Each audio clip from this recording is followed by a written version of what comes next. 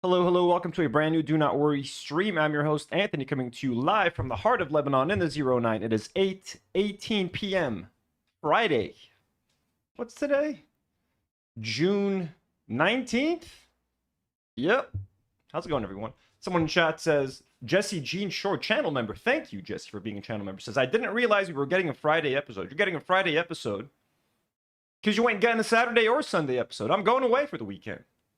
I'm not going to be here Saturday or Sunday.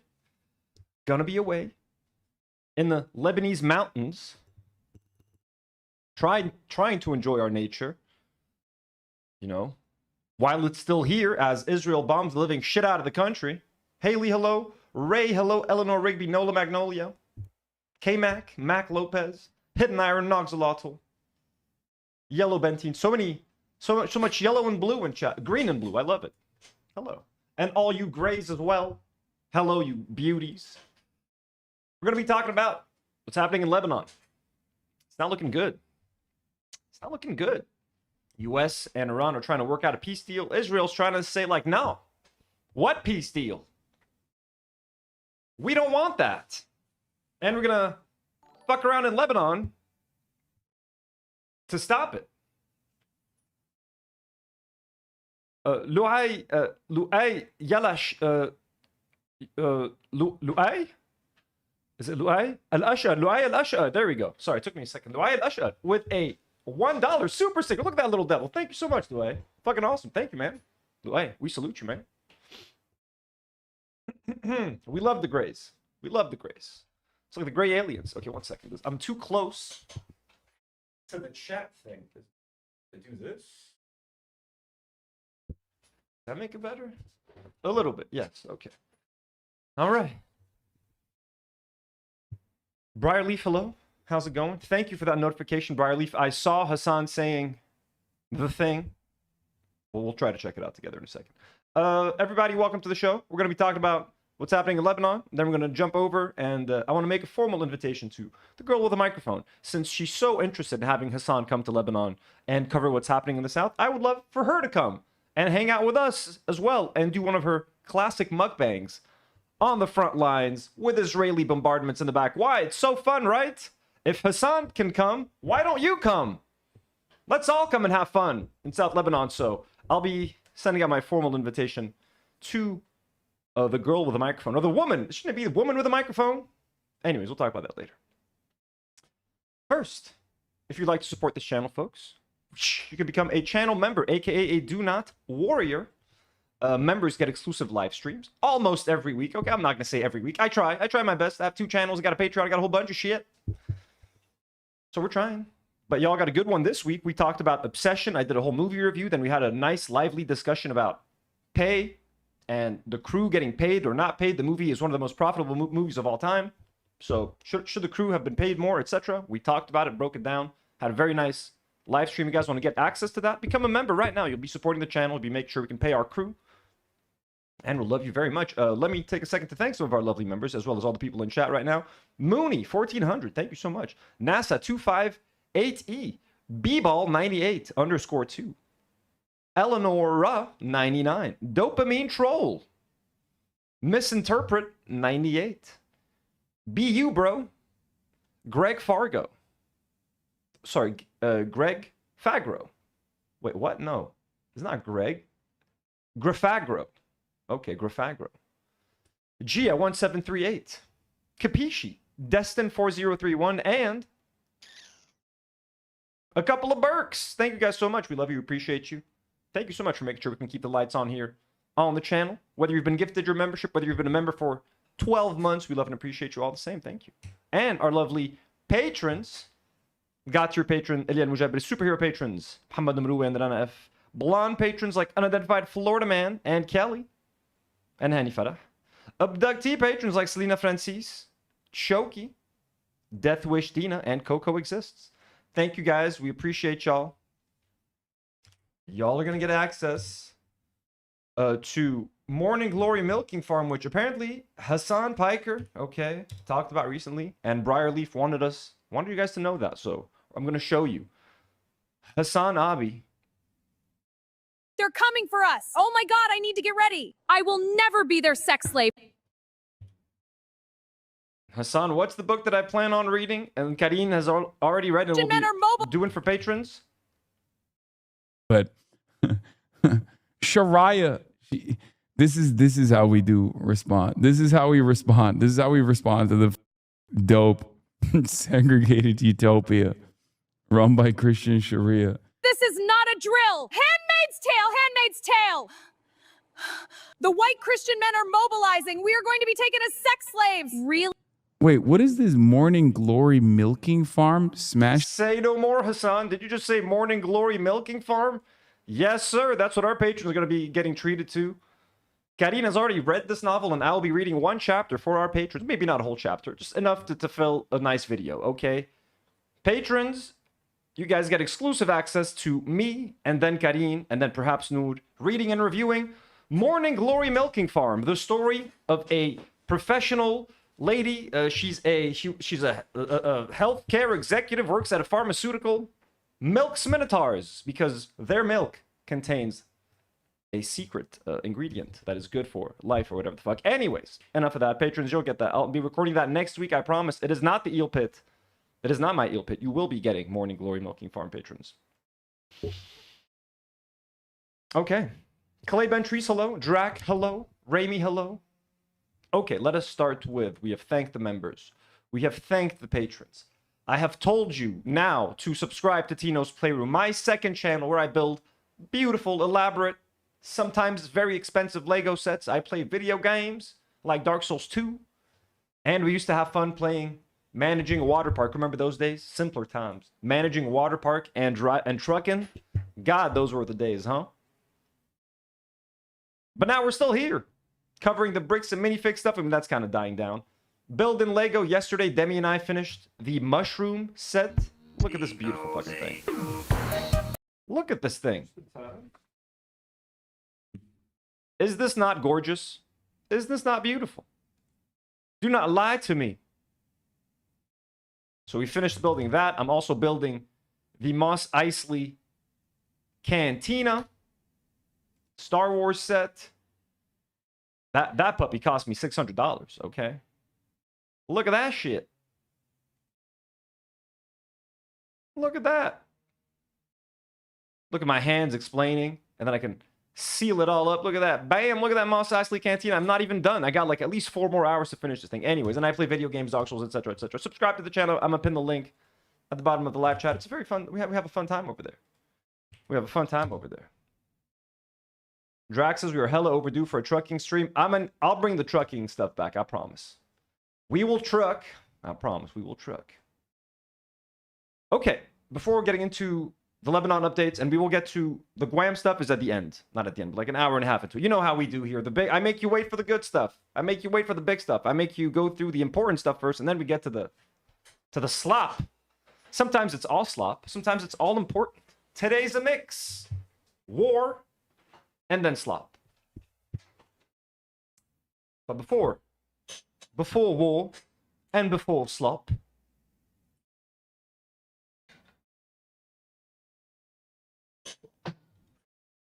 we've been talking about Obsession, the movie. Told you guys it was a movie made for $750,000. It has made over like $300 million at this point. One of the most profitable movies in history. It was directed by a YouTuber called Curry Barker. There's been this whole controversy about pay. A lot of the crew members who worked for like very small fees, some of them who even volunteered for the movie, have not gotten any like little bonus from the movie, even though a bonus wasn't in their contract or anything like that. When the movie becomes one of the most profitable movies in history and costs less than $1 million and makes almost 300 and is at $300 million, and when there's like 100 or $200 million in profit just sitting there, I think it's fair to just like give everyone a little bonus out of the goodness of your heart. But that's just me, okay? Anyways, so the director, Curry Barker, has officially signed with Universal Pictures and Blumhouse. So Universal Pictures and Blumhouse will officially release Curry Barker's next original horror film. Barker has signed an 8-figure deal to write, produce, and direct the project. So this dude went from making a $750,000 budget movie, and now everyone's like fighting for it, but he ended up making a big profit from the movie because he, he assumed, I think he took a pay cut and then, got some back-end points. Anyways, he was the writer director. He was going to get paid extra. But anyways, he's now signed a movie. His next movie, he's at least getting paid $10 million. That's what we can assume, right? 8-figure deal. So this dude is now going to be paid a minimum of $10 million. It's 8 figures, right? It's got to be, the minimum's going to be 10. So anywhere from 10 to $99 million, he's being paid to make his second feature. So that's just fucking crazy. And if you guys want to know more about this, about Obsession, the movie, the reviews, how much money he's potentially making, how much money the crew made, etc., become a member. Watch my members live stream talking about it. It was such an interesting topic. I think like I would love to talk about it on like the main channel at some point, because it really drives me crazy how they're treating the crew on that thing, especially just considering how much money it made. But anyways, I just wanted to give that quick update. Let's jump into Lebanon. Shit's not looking good. As you guys know, the US and Iran have a memorandum of understanding. It's they have 60 days to come up with a long-term sort of peace deal, some sort of stability in the region. They have 60 days to work together, negotiate, make things right. And who's trying to fuck things up? Israel, of course. As you guys know, Lebanon is a key part of this memorandum of understanding. A big part of the ceasefire and the peace deal hinges on Israel's ceasefire in Lebanon. Israel ceasing hostilities in Lebanon. They need to stop bombing people. They need to stop killing people. They need to stop taking territory. They need to stop expanding their operations. They need to withdraw from Lebanese territory. So they ain't doing any of that. In fact, every time they're told to stop, they're not really told to stop. They do more. Anytime Trump and the Iranians make any sort of headway to reaching peace, the Israelis torpedo the whole thing. So we're going to read a whole bunch of tweets about the situation. Start with a couple of videos. Netanyahu defies US-Iran deal, vows to keep Israeli troops in southern Lebanon. The skies over Israel are now clear. No incoming missiles, no sirens blaring thanks to the US-Iran deal. But there are no celebrations in Israel, and it's not just because the government is against any deal with Iran. For one, Israel was shut out of the negotiations. The deal also ends the war in Lebanon. I wonder why. Maybe you're a fucking nightmare to negotiate with. Maybe no one takes your word for anything anymore. Maybe it's because you keep murdering negotiators. How about that? Maybe that's why no one fucking wants to invite you anymore. Something Israel outright rejects. Its forces now occupy 20% of the country, demolishing entire villages in the south. And Prime Minister Benjamin Netanyahu says his troops will not withdraw from Lebanon or abandon the occupation there in Syria or Gaza. I want to make it clear. I'm sorry, just imagine what 20% is. For just 1 second. 20% of the US, 20% of France, 20% of Sweden, 20% of Jordan, 20% of a country. Our country. If I were to go now to parts of Lebanon, my own country, these motherfuckers would shoot me in the head because I'm considered a threat in my own country versus an occupying force. How fucked is that? 20% of our country. And look, we're not giving it back. Oh, we're keeping this shit. Motherfucker, what? And then they complain that there's armed resistance in Lebanon. But this is what creates armed resistance, you fucker. You fucking devil. We will remain in these security zones for as long as necessary to protect our country. Washington is unhappy, and Donald Trump is not mincing his words. I've had a great relationship with Bibi, but now Bibi has to be more responsible with respect to Lebanon. But Netanyahu's position appeases his base and diffuses political backlash and buys him. Nice words, Donald Trump. Are you going to, stop sending them weapons? Are you going to cut funding to Israel? Because that's the only thing that's going to make a difference here. Are you going to stop providing military support, intelligence support? Valuable time. Iran and the U.S. will have at least 60 days to reach a final deal. That's plenty of time for Israel to manage this crisis and try and decouple the Iran and Lebanese tracks. In Israel, many say that the best option now is to try and corner the weak Lebanese government into a deal. Iran says Lebanon is a red line. And what would that deal be? Get rid of Hezbollah, or we won't leave the south? will leave the south once you disarm Hezbollah. And then by them trying to disarm Hezbollah, yalla, civil war, let's go, baby. World leaders have welcomed the US-Iran deal. They too say calm must be established in Lebanon. Derailing the Iran deal will impact the world economy and global food security. The US and other countries have plenty of leverage to keep Israel in check. The coming weeks will reveal if they're willing to use it. Nour, Al Jazeera. Lebanese civil defense workers killed Israel targets rescuers trying to save lives. How many times have I shared stories of Israel murdering rescue workers, whether in Gaza and now here in Lebanon? They've killed over 100 emergency rescue workers, accusing all of them to be Hezbollah operatives. Sifting through the wreckage of their former headquarters in the southern Lebanese city of Nabatea, civil defense workers search for what remains of their equipment, archives, and memories. Their center was destroyed in an Israeli airstrike last month. For many here, the loss is deeply personal. A lifetime was lost here. We used to spend more times at this center than we did in our homes. We lost everything here. Workers return daily, hoping to recover fragments of what was left behind. We're coming here every day. We're searching and looking around to see if we can find any memories. If we found any of our belongings, what used to be ours, our memories, archives, are very difficult to find. It was a very tough moment because we lost everything here. Nabatea, around 15 kilometers from the Israeli border, has endured months of heavy bombardment. The Civil Defense Service says 9 of its members have been killed and 15 wounded since the latest conflict began. Jesus Christ, man.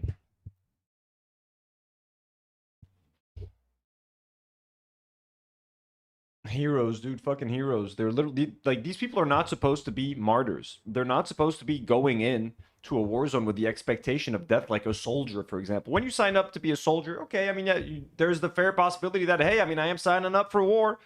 When you're signing up to be a rescue worker, you know you're putting yourself in danger, but, like, you shouldn't have the life expectancy of like a soldier. You know, these are non-combatants, bro. What are we doing here?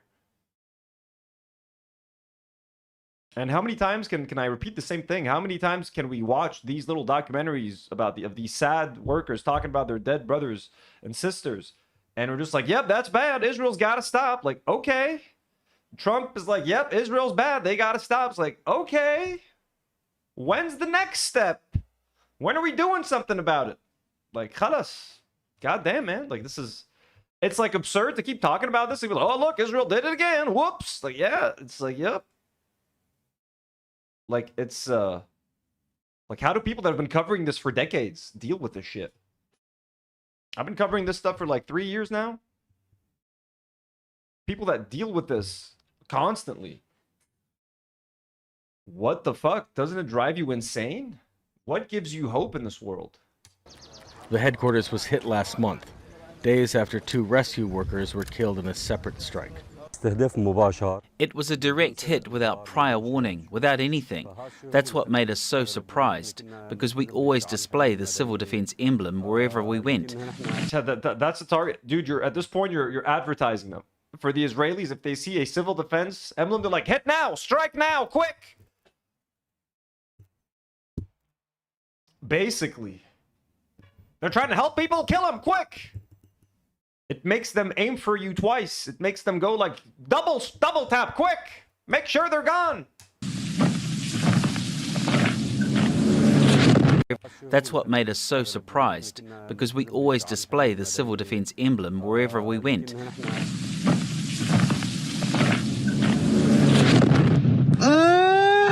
The dangers facing emergency crews extend far beyond the city.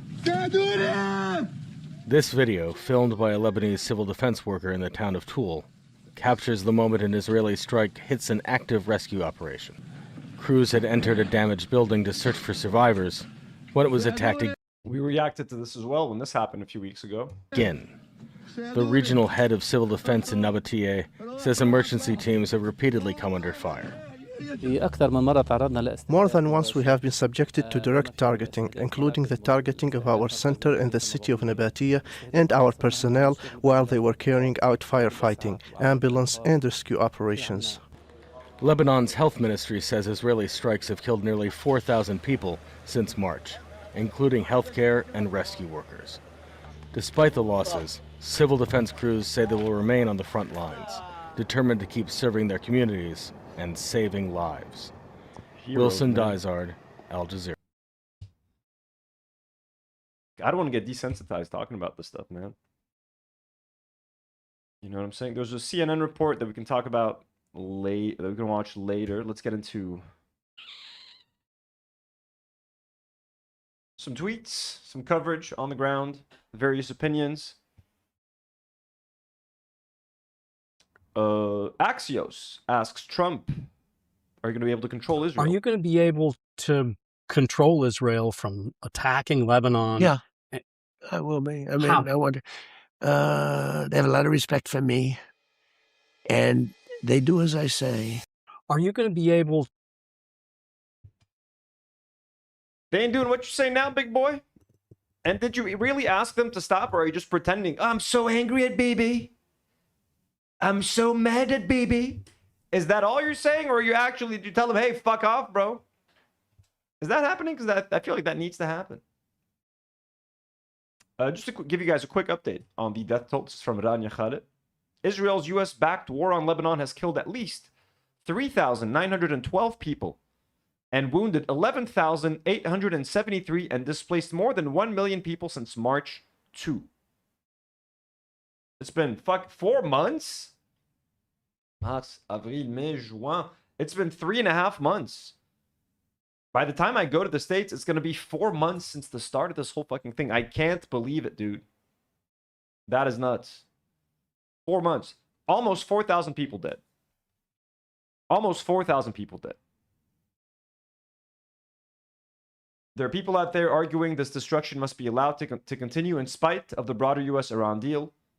Total monsters, absolutely. Yeah, just it's important to keep this in mind. This death toll, 3,912 people and 11,000 dead. And you got people like GWAM, and I mean Brandon Buckingham and stuff like that, and I mean Ethan Klein using Lebanon as a punchline. Go to Lebanon, go to Gaza. Fuck is go to Lebanon, go to Gaza. Since when is this a punchline? Okay. Breaking. So this is all this everything we're going to be talking about right now started happening yesterday. Look at this, 3:54 a.m. This is all like from the middle of the night, post midnight. Okay. Breaking. Israel started a ground invasion again in southern Lebanon tonight. A huge battle ongoing with an enormous amount of Israeli casualties. Israel is advancing from 3 different routes towards the Ali al-Tahir Hills area. 4 Israeli military vehicles are completely destroyed. Hezbollah fires AD missiles at warplanes and bombards evacuation sites for the injured soldiers. Non-stop med-evac helicopter flights as Hezbollah engages soldiers directly at 0 distance while also throwing waves of rockets and artillery at the invading occupation forces. So there was a big face-off last night as the Israelis were continuing their ground invasion of Lebanon, literally as a peace deal is being negotiated by the US, by Iran. That involves Lebanon. Lebanon is a key part for Iran to remain in this peace deal and to not fucking light the whole thing on fire. And here's Israel pushing it. What can we get away with? What can we get away with? How many people can we kill? How many Arabs can we slaughter before anyone says anything? And what they've learned over the last 2 years is that they can actually get away with slaughtering quite very many of us. Quite a lot of us they can kill and get away with, apparently. That's okay. So the world told them, hey, it's okay. You can go ahead and do it. We might call you monsters in the media, but other than that, you'll be fine, you know? So they're doing it again.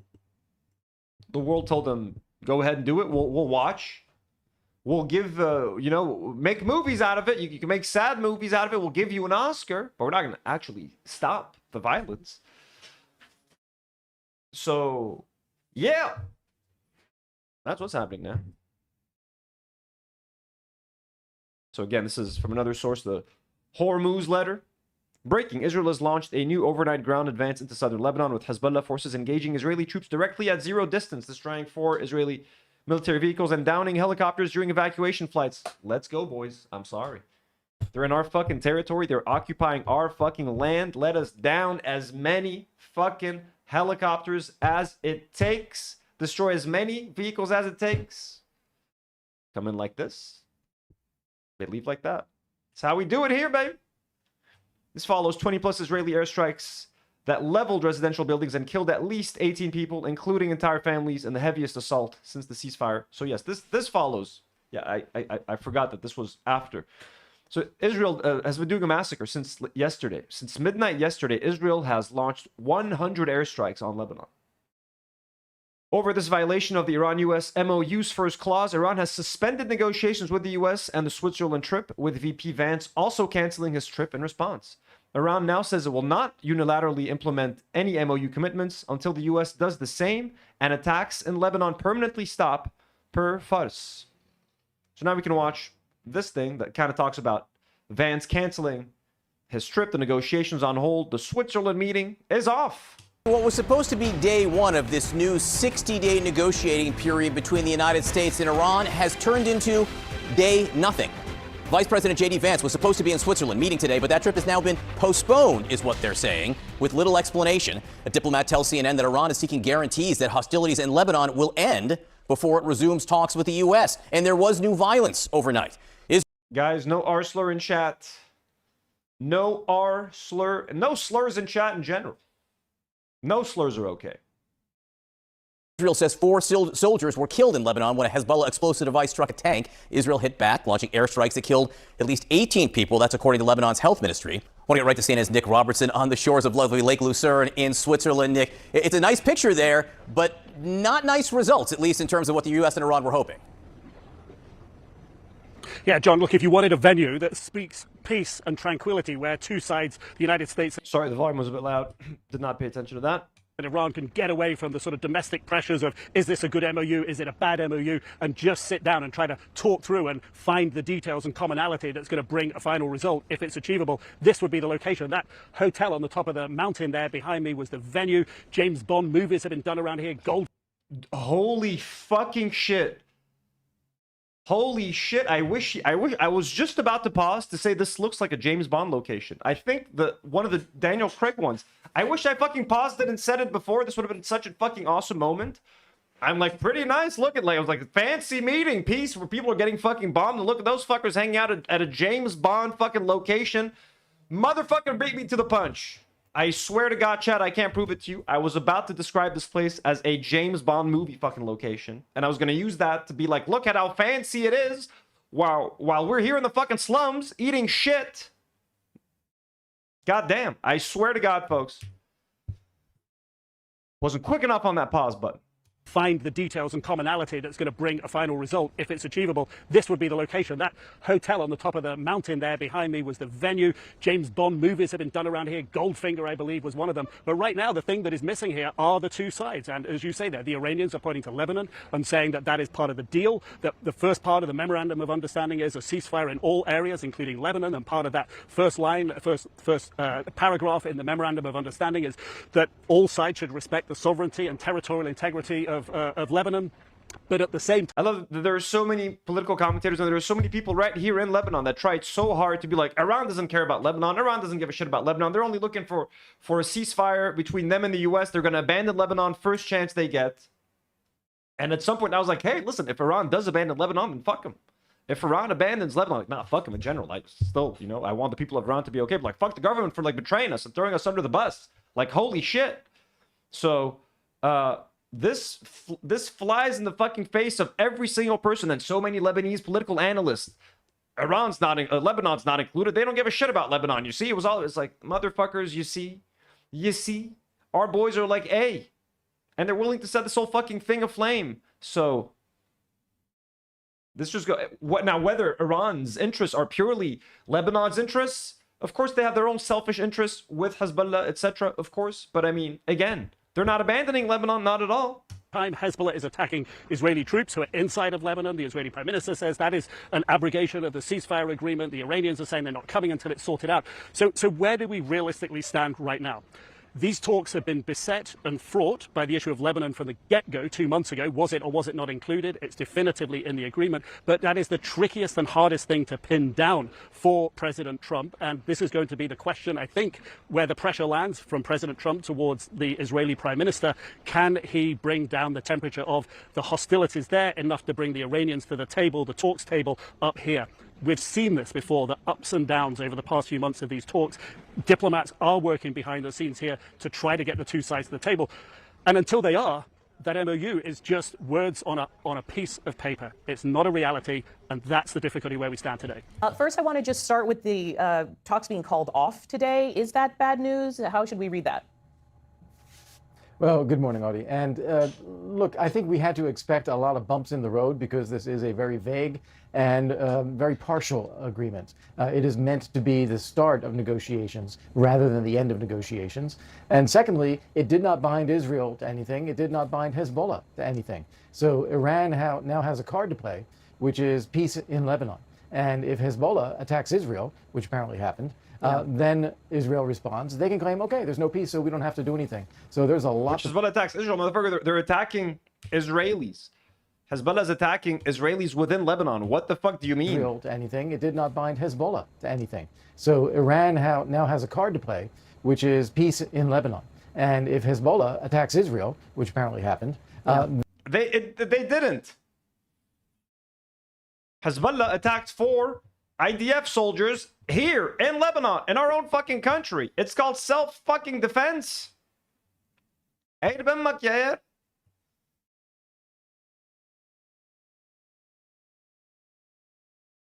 Here, 4 IDF soldiers were killed by Hezbollah in a drone strike in Lebanon. In Lebanon. In Lebanon. What are 4 IDF soldiers doing in Lebanon? This sentence shouldn't be a thing. 4 IDF soldiers in Lebanon. So whatever happens in the middle here is fair game. It's fair game. As long as it's in favor of the Lebanese, of course. You know, 4 IDF soldiers murked by Hezbollah while they're in Lebanon. Hey, let's go, baby. That's it. Our territory. They're not supposed to be here. They're trespassing. We don't like trespassers over here, especially not the Israeli kind. So, yeah, they got killed. And what did the Israelis do in response? When Hezbollah kills 4 Israeli soldiers that are occupying our country, in our country, not in Israel, they killed 4 IDF soldiers in Lebanon as they're illegally occupying our land. How does Israel respond? They respond like this. Lebanon's Ministry of Public Health said that in an updated toll, the intensive Israeli airstrikes carried out from midnight until this afternoon have killed 47 people and injured 97 others. This came out today at 6:21 p.m., just a couple hours ago before I started streaming. So since midnight, they've killed 47 people and injured 97 others. The rise in casualties come amid intensified aggression on Lebanon, with strikes spanning South Lebanon, the Bekaa, and Baalbek district, despite a ceasefire being in place. The ministry reported that since March 2 up until June 19th, Israel has killed, so now it's more, 3,980 people, 3,980 people, and injured 12,000 others. We're almost at 4K. The fuck? Why are these numbers resembling a YouTuber's subscriber count? You know, these numbers shouldn't be going up like that. It's insane.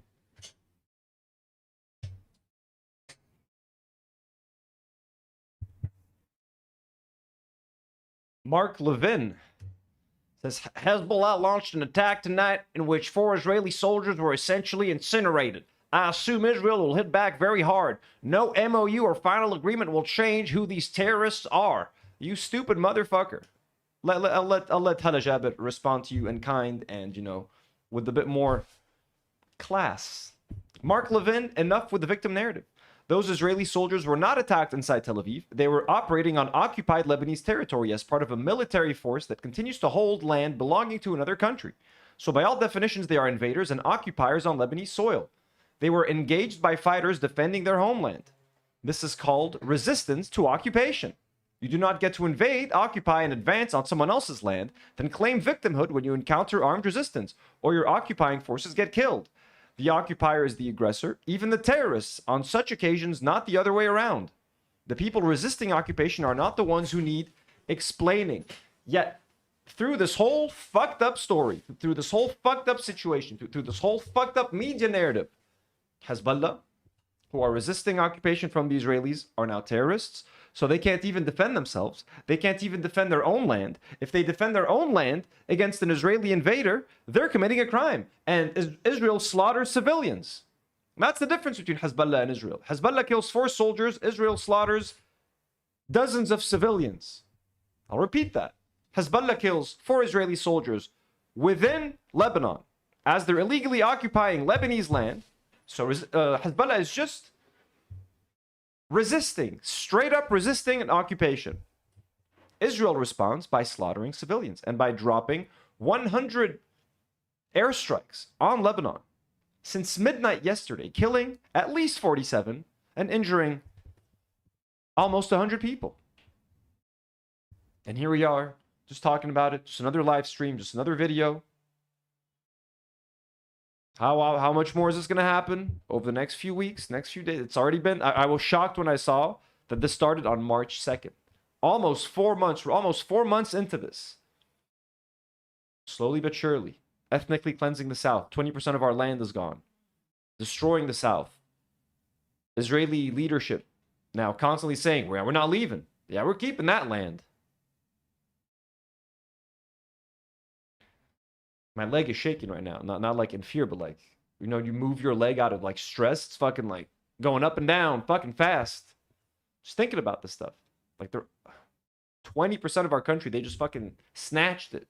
Everybody on Twitter making like, oh, Israelis go to Israel, you're going to take your land. Like making fun of like in Europe, if there's like, you know, stand-up comedians at like a European bar being like, oh, there's an Israeli in the audience. They're gonna steal the bar. They're gonna take your seat. Like, yeah, they're taking our land now. You know, they're actually taking this land, and we're just watching it in slow motion. 8K now. Not even 4K, 8K. Brittany Simon, folks, my Assyrian cousin is in chat. Salutations to Brittany Simon. Let's go. Always a pleasure to have Brittany here. So official with like the check mark and everything. You know? It's like a real YouTuber coming in here. Do I get that when I jump into someone else's chat? Do I look... I don't think so, right? What do you do to get a check mark, Brittany, on YouTube? That's interesting. I want to be official.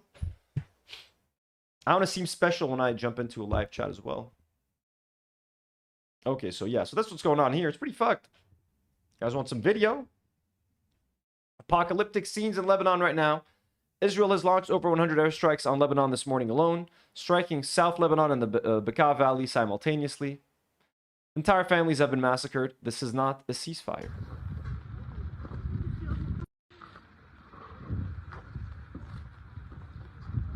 $100K subs. Holy shit. Oh, yeah, that ain't happening. I'm never getting that. I'm never getting that check mark. That's that. Yeah, goodbye. Mac Lopez is pretty optimistic. Says we'll get that 100K. It's not going to happen. Polish. Thanks for sends a $2 dono. It says like the stream to promote this coverage. Polish. Thank you so much. That's right. Like the stream, folks. We've got 150 of y'all watching, but 53 likes. Like the stream. Let's get this. Let's get this Lebanese coverage going. Live from the heart of. God, look at my country.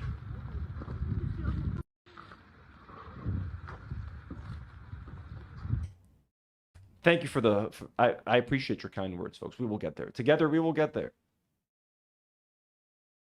Breaking, the new U.S.-Iran agreement is facing its biggest test yet.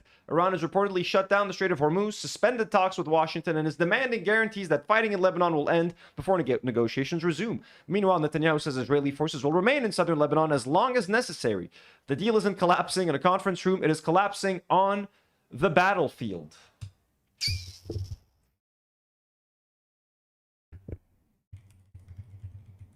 We're pretty fucked, guys.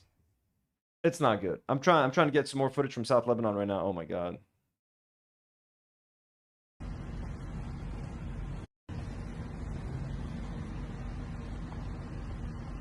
Holy shit.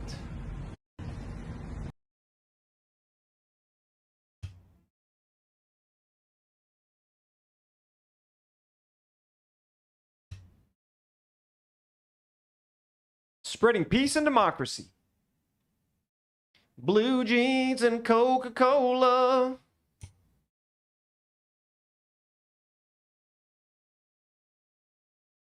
We got this video coming up a little bit later. Yeah, this happened. So apparently Israel and Hezbollah agreed to another ceasefire at 4 p.m. today. So that's so exactly 5 hours ago. This was 1 hour after their 4 p.m. ceasefire. That's Israel bombing Lebanon. An hour after their 97th ceasefire agreement between them. Like, look at that. Like, it's just like, I'm not even supposed to laugh. But like, it's like this. Since midnight, a devastating wave of Israeli airstrikes and heavy artillery shelling across southern Lebanon has killed at least 20 people, with the death toll expected to rise as local emergency crews search through the rubble for survivors.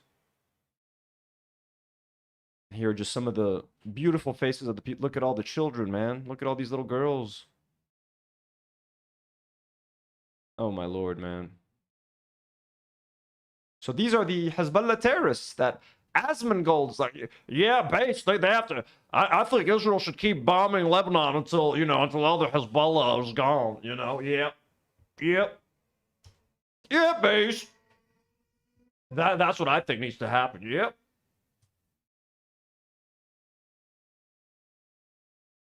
Meanwhile, Israel and Lebanon killing children. Look at this hajj. Grandma. Look at this lovely lady. Look at this lovely lady. Is this the same hajj? Look at this lovely lady right here. Look at these lovely ladies. Look at these beautiful little angel girls.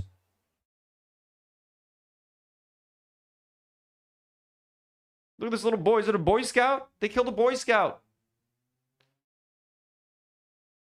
Look at this grandfather. Look at this little angel up here.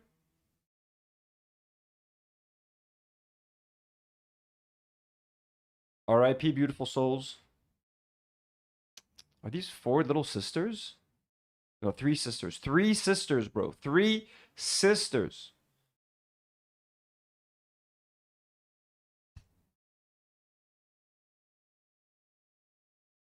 Demons, bro.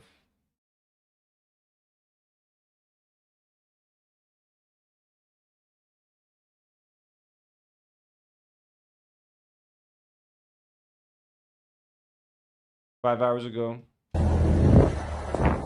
This is in Kfarsir.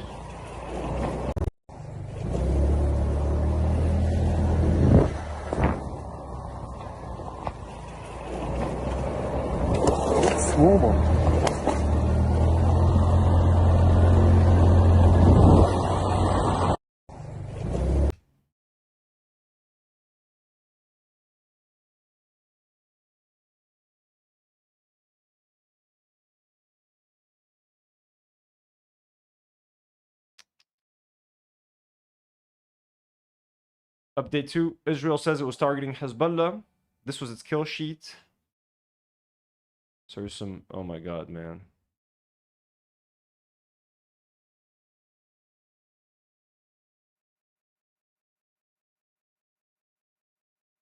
Look at that little baby. Are you fucking...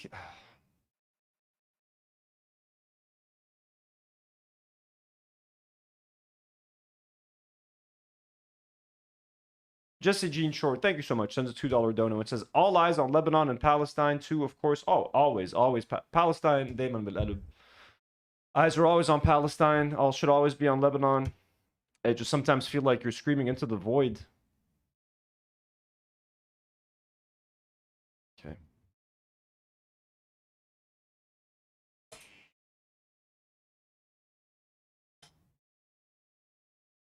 Just some of the damage.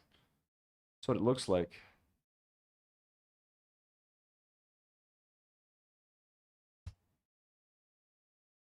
R.I.P. brother. Young Ali Shaheen was murdered by Israeli terrorists in a drone strike that targeted his motorcycle in his hometown of Saib.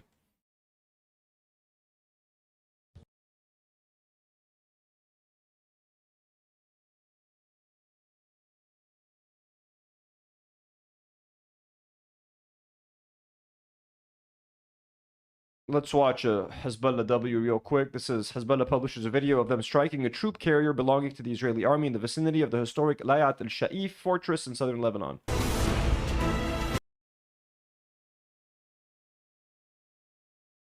Let's go. Let's go. Bang, baby. They deserve so much worse. Israeli warplanes bombed the southern Lebanese village of Arab Salim for a fourth time, striking near residential buildings. Israeli attacks on South Lebanon have been ongoing since before dawn.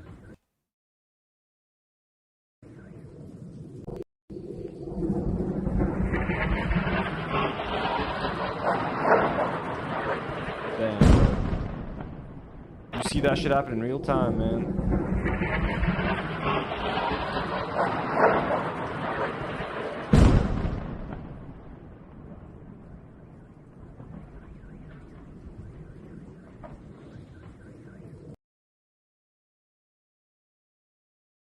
Ben Gavir, friend of really good guy Yoav Galon. He's his friend. They're buddies. A really good guy. A really good man. He's a really good heart.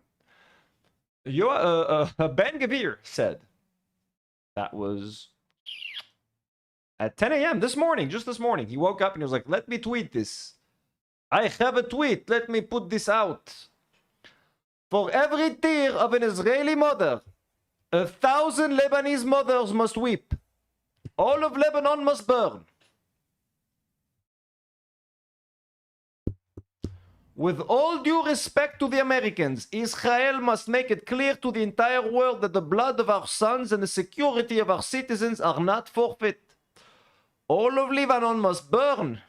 Our supreme duty is to protect the citizens of Israel and the soldiers of the IDF, and this commitment takes precedence over every other consideration.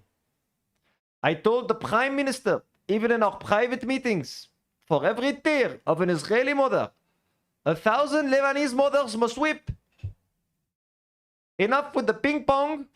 In the Middle East, you don't win with measured responses and restraint. You need to go berserk, to obliterate, to crush the terror. كس امك بعيري يا اخو الشرموطة وسليلتك كلها وبنتك وابنك ومرتك وامك وبيك واختك وخيك ستك جدك كلهم عير بامك عير بشكلك عير بشعبك الزبر وعير ببلدك الزب يا اخو الشرموطة انتيك بعيري يا عيري.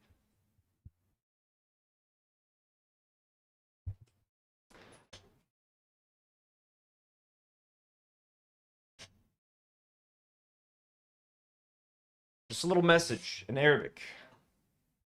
I'll leave it at that.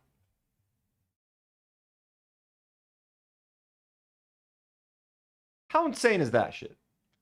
To literally call for the destruction of Lebanon. All of Lebanon must burn. All of Lebanon must burn. And when it's an Israeli saying it, you take that shit seriously. When it's an Israeli saying it, you know they'll do it. Because what? They've done it before. And they're very excited to do it again. For every tear of an Israeli mother, Shramit, excuse me, 1,000 Lebanese mothers must weep. All of them must burn. Yani, I don't know what else to say. Devils. Devils. It is a sick society. It is a rotten society, rotten to its core. The fact that the Israelis right now are not marching on their own parliament to take this man down for saying what he just said just tells you what you need to know about these people. You know what I'm saying? It's just disgusting. And that's my country that they're talking about right there, that they're threatening. They've already taken 20% of it, destroyed, and they're destroying that 20%, flattening it, you know, so that they can build whatever little settlements they want. Polish pusher with another $2 super sends a heart. Look at that beautiful heart. Thank you, Polish. That's so kind. Aitor sends 100 Argentinian pesos. Thank you, Aitor. Says, I don't understand. Yesterday, JD Bang Palantir suggested threat Israel not to go against Trump's decision. Were they empty threats? They are empty threats. Israel has been told over and over again that basically you can do whatever you want. No one's gonna do anything. Biden used to claim to be angry with them. Trump has said he's angry with them publicly. Though maybe they've even agreed with Trump, like, hey, I'm gonna say that I'm mad at you. They're gonna do the whole thing. You know what I mean? Pretend to be angry. I'm gonna pretend to be angry. Whatever it is, we're paying the price right now. Israel's not getting hit. Iran's not getting hit. Lebanon's getting fucking slammed. We're the ping pong ball. Motherfucker talking about ping pong. Speaking of ping pong, motherfucker. Enough with the ping pong. Yeah, we're the ping pong ball here. Who's playing ping pong and who's the ball? Zabr immak kis ikhtak bi ayri ya ayri.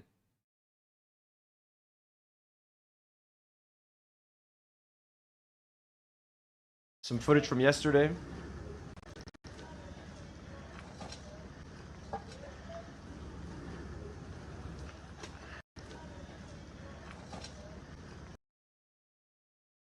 Israel Katz, Israeli defense minister, brags about war crimes in Lebanon on Channel 14. We have flattened the entire first line of villages in southern Lebanon. All the houses have been destroyed. The residents will never see them standing ever again. Let's read that again. We have flattened the entire first line of villages in southern Lebanon. All the houses have been destroyed. The residents will never see them standing ever again. The 200,000 Lebanese residents who were in the security zone are never returning again. Not one of them will ever return to southern Lebanon.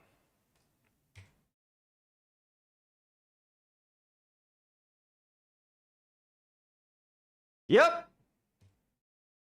I don't know what to say to that except for exactly what I told Ben Gvir. كس امك يا اخو الشرموطه وسليلتك كلها يا قايل ببنتك وقايل بابنك وقايل ببيك وقايل بامك وقايل باختك وقايل ببيك وقايل بستك وبجدك. كس امك بقايل وقايل بشعبك وقايل بشكلك وبوجهك وبشعرك وتمك. كس امك بقايل يا اخو الشرموطه. تحشي زبر بتيزك خيي نجيب لك شي دب نتحش له قايله بتيزك يا قايله خزق لك اياه. Anyways. Small variation on what I told Ben Gvir, but you get the idea. You get the idea. Okay, that's enough. I'm going to read what he said again. We have flattened the entire first line of villages in southern Lebanon. All the houses have been destroyed. The residents will never see them standing ever again. The 200,000 Lebanese residents who were in the security zone are never returning again. Not one of them will ever return to southern Lebanon. Motherfucker also said, remember the old IDF raids? We would go in and come back out. That is not the approach anymore. We go into Lebanon, but do not leave. That's what we're doing now. We go into Lebanon, and we would go into Lebanon and come back out. That is not the approach anymore. We go into Lebanon, but do not leave. That's what we're doing now. Afwej, our Lebanese boy in chat, let's go, says we will return to the south whether they like it or not. Fuck yeah, we will. Fuck yeah. Empty threats. They're not dealing with children here. They're dealing with the men of the resistance. شبيبة الحزب خيي. شو عم بيمزحوا؟ عم بيلعبوا. We've lost some ground. We're dealing with a technologically superior fucking nation with that's being backed up by global superpowers. The US, Europe, the Germans, the English, the French, everybody. Everybody backing up the Israelis. The Canadians, everybody funding them. So, you know, we're the underdog. We're the resistance. We are the Luke Skywalkers. We are the Han Solos. We are the Star Wars resistance that white people celebrate in movies. Well, I'm not a rebel, but you're looking at, I represent-ish real rebels. In a way, Lebanese people understand Star Wars better than you Americans ever did.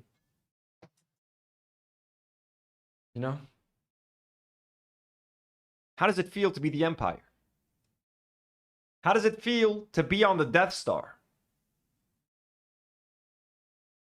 While I'm right here on Alderaan, about to get blown up into smithereens. Not me, the rest of the... I'm technically safe. To be fair, I live in a Christian area.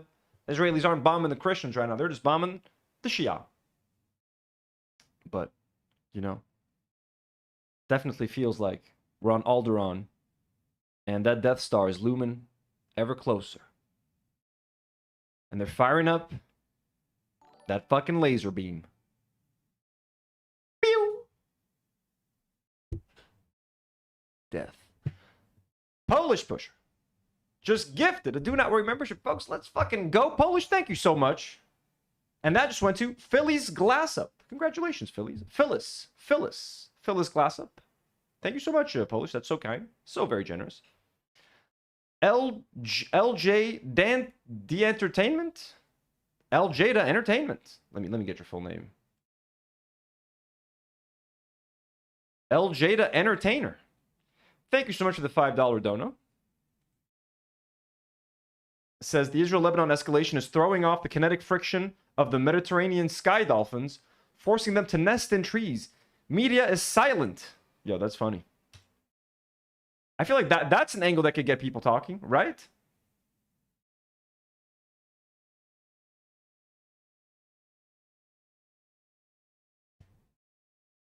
Thank you so much for the generous dono. Okay. So, what else we got here? So Netanyahu tweeted out, I extend my heartfelt condolences to the families of the commander of the 52nd Armored Battalion, Lieutenant Colonel Don Gadlia Ben Shimon, and of the 3 heroic fighters whose names have not yet been released. May their blood be avenged, and I wish a full recovery to the blah, blah, blah, motherfucking sucking my own dick. Kalkalinsky says, what this lying genocidal scumbag doesn't tell you is that Hezbollah attacked the IDF and Lebanon. You have a requirement under the deal to get the fuck off their sovereign territory. They didn't violate the deal. You did. Because you're trying to rat fuck it, as everybody with a functioning brain knows. The rest of this motherfucker saying, following the heinous attack by Hezbollah, which was a blatant violation of the ceasefire, I instructed the IDF last night to strike Hezbollah with full force. The IDF attacked more than 80 terrorist targets and eliminated dozens of terrorists. Subsequently, the IDF struck Hezbollah headquarters in the Bekaa Valley this morning. This morning, I held a situation assessment with the Minister of Defense. Fuck, I'm losing it. Okay, let me get it back. Coldstone Creamery. Like it, love it, gotta have it. Nah, fuck it, it's gone. My directive is clear. Israel will not tolerate attacks. Now I'm sounding like Bernie Sanders. On our soldiers. Okay, Ela's voice, fuck it. This morning, I had the situation assessment with the Minister of Defense and the Chief of the General Staff. My directive is clear. Israel will not tolerate attacks on our soldiers or our territory, and it will exact a very heavy price from Hezbollah for these attacks. The IDF will act to thwart any threat to our forces and territory. As I made unequivocally clear, including yesterday, Israel will remain in the security zone in southern Lebanon for as long as required to protect settlements in the north. Knowing Israelis as long as required means forever. Means they're never fucking leaving. Is it ever gonna change? Am I gonna feel this way forever? Am I Benjamin? Are you gonna be around for me? Count on, count on. Let's go. Is it ever gonna change? Fuck! There is no ceasefire. It's almost 5 p.m. and Israel just bombed Jabal al-Rafi, Shukin, Al-Rayhan, and Achit in South Lebanon. Hezbollah has not made any announcement regarding the 4 p.m. ceasefire. This was at 5 p.m. Israel will publicly say ceasefire, but continue bombing anyway. Yeah, so we looked at this earlier. Oh, shit. What's happening? What you guys just looking at right now? Did I show you guys the TV? Oh, you guys are looking at the TV? Look at that.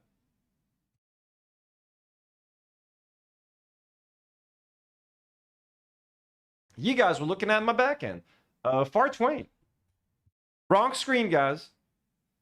Far Twain sends a $5 dono and says, nothing pisses me off more than AB with his "you're doing pro-Palestine Lebanon activism wrong" as he licks the boot like he did with that Theo clip. What Theo? Oh, when he's talking about Lebanon. Nothing pisses me off more than... Far Twain, thank you so much for the $5 dono. Nothing pisses me off more than AB with his "you're doing pro-Palestine Lebanon activism wrong" as he licks the boot like he did with that Theo clip. I don't know what the fuck AB's gonna say now while they're being like, go to Lebanon as a joke, go to South Lebanon, lol, while his family is like trying to evacuate out of South Lebanon. Like, isn't that fucked up?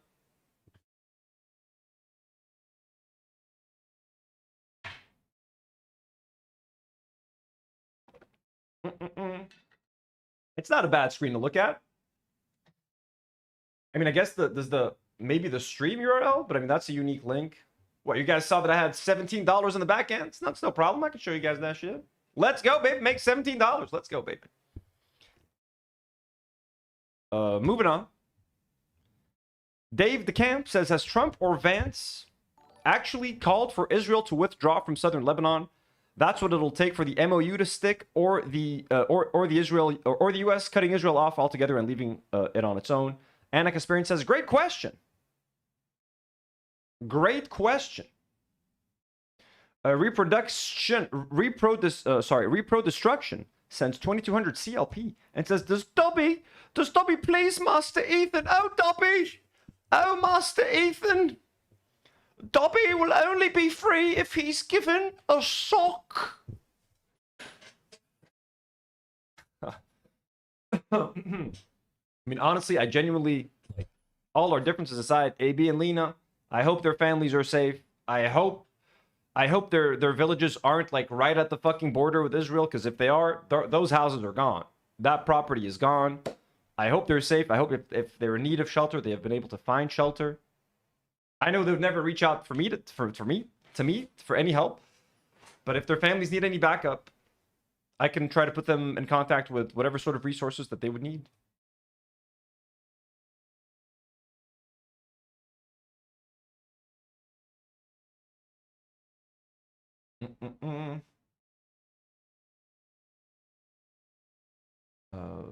What else we got over here? Okay, so JD Vance has been going on a little tirade. What the president has grown frustrated, complaining about the Israelis, calling them out.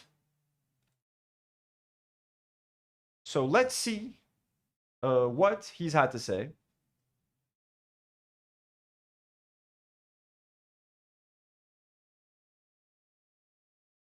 What the president has grown frustrated sometimes is that we seem to be right on the cusp of a major breakthrough in the agreement, and then all of a sudden there's a major explosion that goes off in a civilian population center in Beirut, and a lot of people who have nothing to do with Hezbollah lose.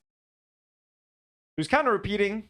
It's the same lives. That's not acceptable. But the president, he's kind of repeating the same lines that Trump has been making recently. Has grown frustrated sometimes. What the president has grown frustrated sometimes is that we seem to be right on the cusp of a major breakthrough in the agreement, and then all of a sudden there's a major explosion that goes off in a civilian population center in Beirut, and a lot of people who have nothing to do with Hezbollah lose their lives. That's not acceptable. That's the sort of thing that we've asked for closer coordination so that we ensure it doesn't happen. And our message to the Israelis, just as our message to everybody else, is fundamentally, we want this peace process to be good for you. We do not want Hezbollah attacking Israel. But in order to ensure that that happens, we have got to actually build the kind of regional framework that can cut off the money to Hezbollah, cut off Iranian support for Hezbollah, and also ensure that Lebanon's territorial sovereignty is respected. What the president has grown frustrated sometimes. I mean, JD, brother, y'all ain't doing shit. Polish Bridge sends a very generous $5 donor. Thank you so much, Polish. Says, meanwhile, Israelis are eating feta watermelon and hanging nooses in clothing stores while your healthcare workers get double tapped. I know, right? And they're taking all your tax dollars, right? Y'all out here, everybody here in chat, working hard for their money, paying taxes. You're paying more You're paying like more in taxes sometimes than like people that earn more than you because supposedly, you know, trickle down economics. You're paying a higher tax percentage than fucking Jeff Bezos.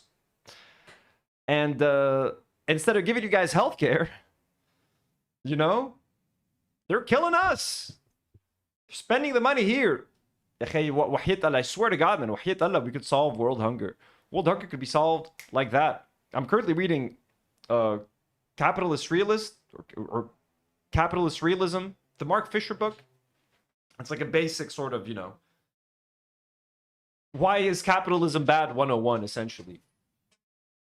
And it's so true. Like they sell you the idea that, like, you know, world hunger, oh, it's such a, we have to do things outside of policy to achieve that. How could we solve world hunger?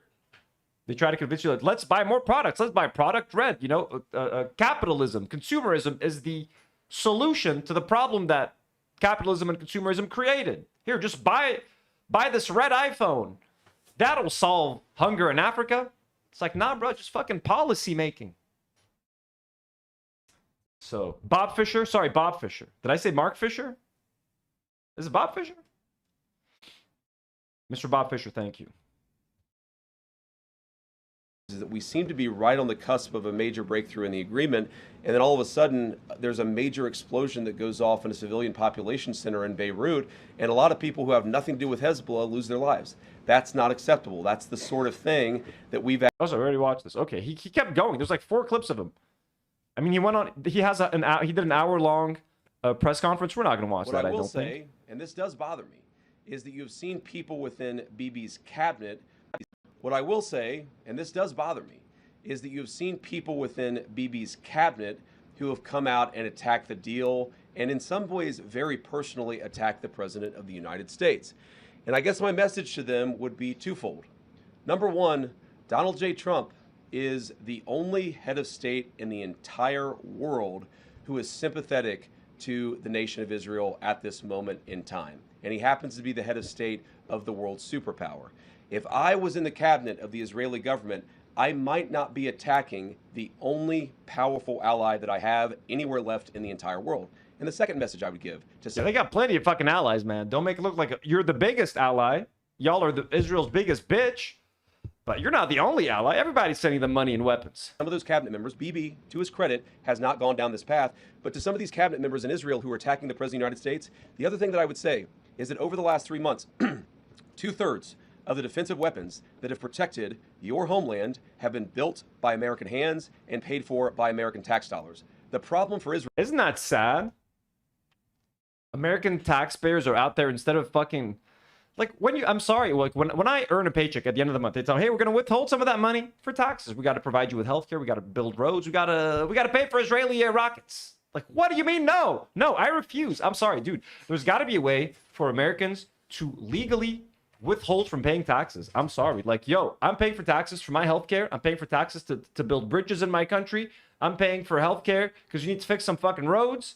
You need to create some jobs. Americans need to be able to sue the U.S. government for misappropriating your money. This is your money. They are doing this with your money. Start a class action lawsuit. Sue the U.S. government for fucking robbing you blind and then killing people with your money. And then when those people try to come to your country, because like you just bombed their country, so they're moving to your country. They're like, oh shit, they're trying to come to our country. We don't know what to do. And then they demonize people. It's like, stop, just sue your government. They're taking your money that should be yours. Either keep it in your pocket, either don't give it to the government, or make sure that they're spending it on something that you need and you can benefit from, because no one's benefiting from these wars. No one's benefiting from these wars. So sue your government. Sue your government. Withhold from paying taxes. Yeah, Twisted Rage says if there's conscientious objectors in the military, there should be the same for taxes. Now, of course, people would take advantage of it, and everyone would stop paying taxes if that was the fucking thing. But like, there's got to be a way. Like the government, like, show me where you're spending the tax dollars. Show me the fucking Excel sheet, motherfuckers. Where's this going? I gave you $183 from my paycheck last month. Where did you spend that $183? Where did it go? You know, Israel, no. Food programs for kids, yes. Helping the homeless? Great. Fixing roads? Yes. Building old rickety bridges? Yes. Sending more money to Israelis so that they can get health care? No. Why? What is happening? I don't understand. Israel is not Donald J. Trump. And anybody in Israel who thinks their biggest problem is the president of the United States needs to wake up and smell the reality of the situation that country is in. Thank you all. Wake up and smell the Israeli salad, folks. Did you just say Israeli salad? My favorite. Israelis, just like everybody else, have to respect this peace process that is fundamentally good for them and good for the entire region. And what the president has grown frustrated sometimes is that we seem to be right on the Israel. How insecure do you have to be as a nation to name like your national salad the Israeli salad, right? Like we have to make it Israeli. It's called Israeli salad. Israeli salad. It's like the Dubai chocolate. Any place that like struggles with identity, like Dubai. I'm not comparing Dubai and Israel in any way, shape, or form. Like, you know, one is some little things, but I mean, very different. But like Dubai, in my opinion, you know, has no culture. It's a fake culture. It's just built on a desert because of an inferiority complex. It's like, we got the biggest mall. We have the biggest this. But, like, you can't fucking walk around there. It's hot as fuck. People spend their time in malls and hotels. Like, there's no real culture there, in my opinion. It's fuck, you know what I'm saying? And how it was built and the modern slavery and the kafala system, all that shit. We don't need to go down that path. But, like, as soon as they get a popular thing, it's called Dubai chocolate because it's like, we got to make Dubai look like a thing. The Israelis call it Israeli salad. Like, do we have Lebanese salad? No, okay. Our salad is called tabbouleh. It's called fattoush. It's called, you know. Now, Greek salad isn't called Greek salad in Greece, right? It's just called a salad. What is Greek salad called in Greece? Tell me. If it's called Greek salad then, because I've been to Greece and I ordered Greek salad. What was it called there? I think it was just called salad. Is it called Greek salad? I gotta find out. What is Greek salad called in Greece? In Greece? It's called a horaitiki, which translates to village salad or farmer salad. Let's go. Let's go. It's only the Israelis. Would you like an Israeli salad, sir? What the fuck is an Israeli salad? So again, people who are insecure about their origin, about their land, about their culture, about their identity, they try to overcompensate by naming things. Oh, look, this is a Dubai chocolate. You like this? It's called a Dubai pancake. What do you mean Dubai pancake? What the fuck does that mean? You like the salad? It's Israeli salad. Israeli. You like the sandwich? Israeli sandwich. Israeli. What? Sorry, I go on these little stupid tangents. You like this falafel? It's Israeli sandwich. Israeli falafel, quick. Always mention Israeli. You like this feta? Israeli feta cheese. Yes. In your supermarkets, we love.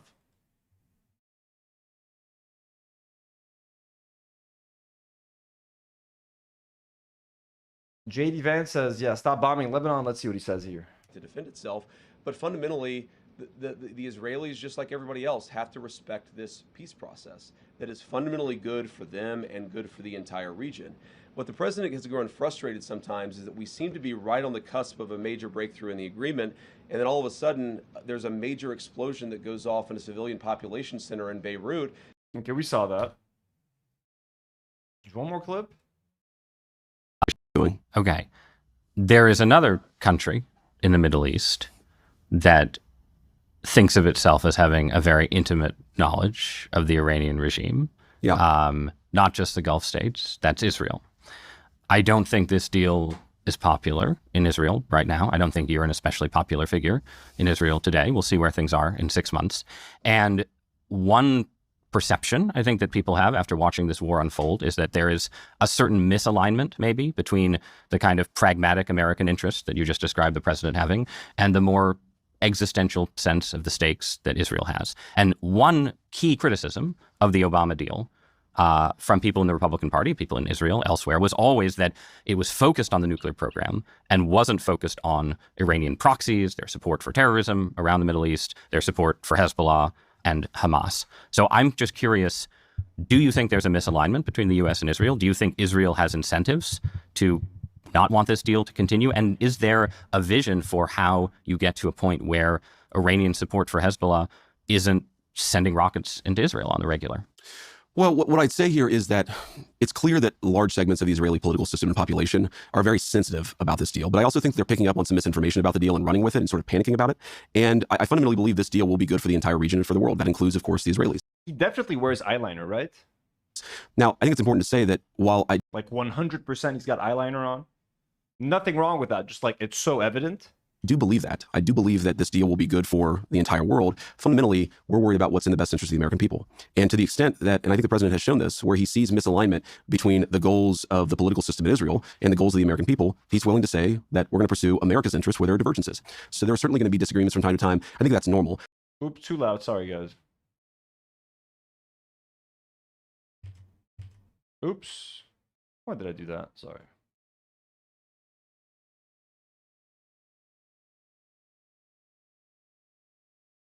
I will say, I don't know, maybe I've missed this. I don't think Bibi himself has actually criticized the deal because I think he's maybe a little bit more familiar with the details of what's in it. But yeah, you've seen people in their system, Ben Gvir and Smotrich, who've attacked the deal. And I guess my response to them would be, what is your exact proposal? And you're a country of 9 million people. You can't just kill your way out of solving every single national security problem you have. Look at what we've accomplished. First of all, Americans have protected a lot of Israeli lives through our missile systems and through our missile programs over the last few months. We have. Repro Destruction says, you're not in the cure, JD, with another 2200 CLP. Thank you so much, Repro Destruction. Yeah, he thinks he's in a 80s rock band right now. Have destroyed their nuclear program. We have got the Iranians in a point where they're offering things, again, whether they'll actually act on them, we'll see, but they're offering things that would have been the stuff of dreams. Permanent cosmetics? You think he tattooed that eyeliner on? Holy shit, that would be fucking painful. Sensitive area. The eyelids. 6 months ago. So let us play this negotiation out. Let us see if the Iranian actions actually meet the Iranian words and give a little bit of credit to the United States of America, which I think has been an incredible partner for the Israeli government for a long time. In the best case, do you think that this deal changes how Hezbollah works? Oh, absolutely. Absolutely. I mean, I think that there is this weird panic almost in the Israeli system that I picked up on, where they assume that everything that is contemplated that is good for Iran will happen, but that will happen without the Iranians changing any behavior. And I just don't know why anybody would think that's true. That's not how the deal is written. The United States has all the financial leverage. Like the president of the United States or the secretary of the Treasury have to release all these sanctions. Do they actually think we're going to release sanctions on the Iranian, system if they're still funding a terrorist organization? The answer is, of course not. So I find this whole freak out in Israel a little bit odd because I think that it comes from a place of mistrust. And I think that America has earned the trust of that region of the world. We've done a very good job by that particular country and that particular government. And I think that the idea that we've made a terrible deal is not supported by the facts, but just doesn't make any sense if you consider the broad length of the relationship. A good job according to who, man? Anyways. He's boring. JD Vance is boring. He can never be president. I don't think, because he's boring. Okay, we're going to move on to girl with the microphone real quick. Just a little. I don't have much to say. Let me just open up everything that needs to be opened to reference this.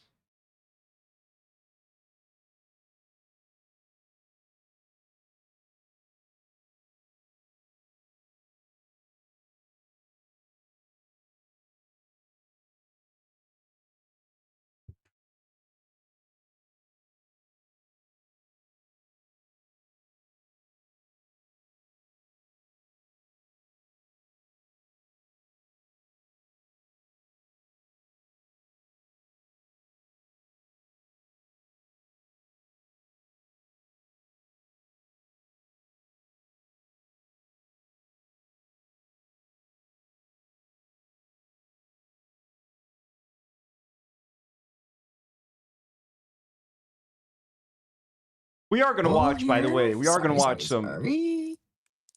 Oh, sorry. When you're on the road. Say live chat. Hey, friend. Hi, friend. Hi.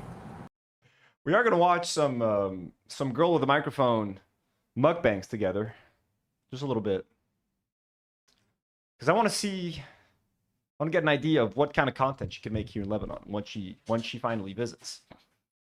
So we're gonna watch some of that stuff.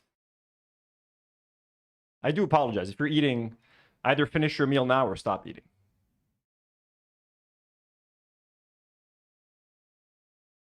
So, yesterday I covered this already.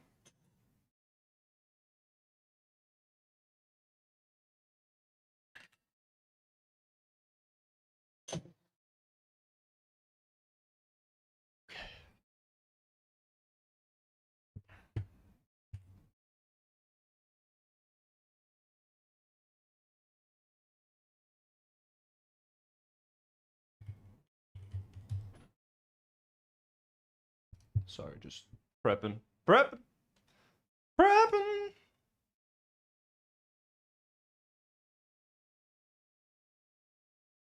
Okay. So we talked about this yesterday.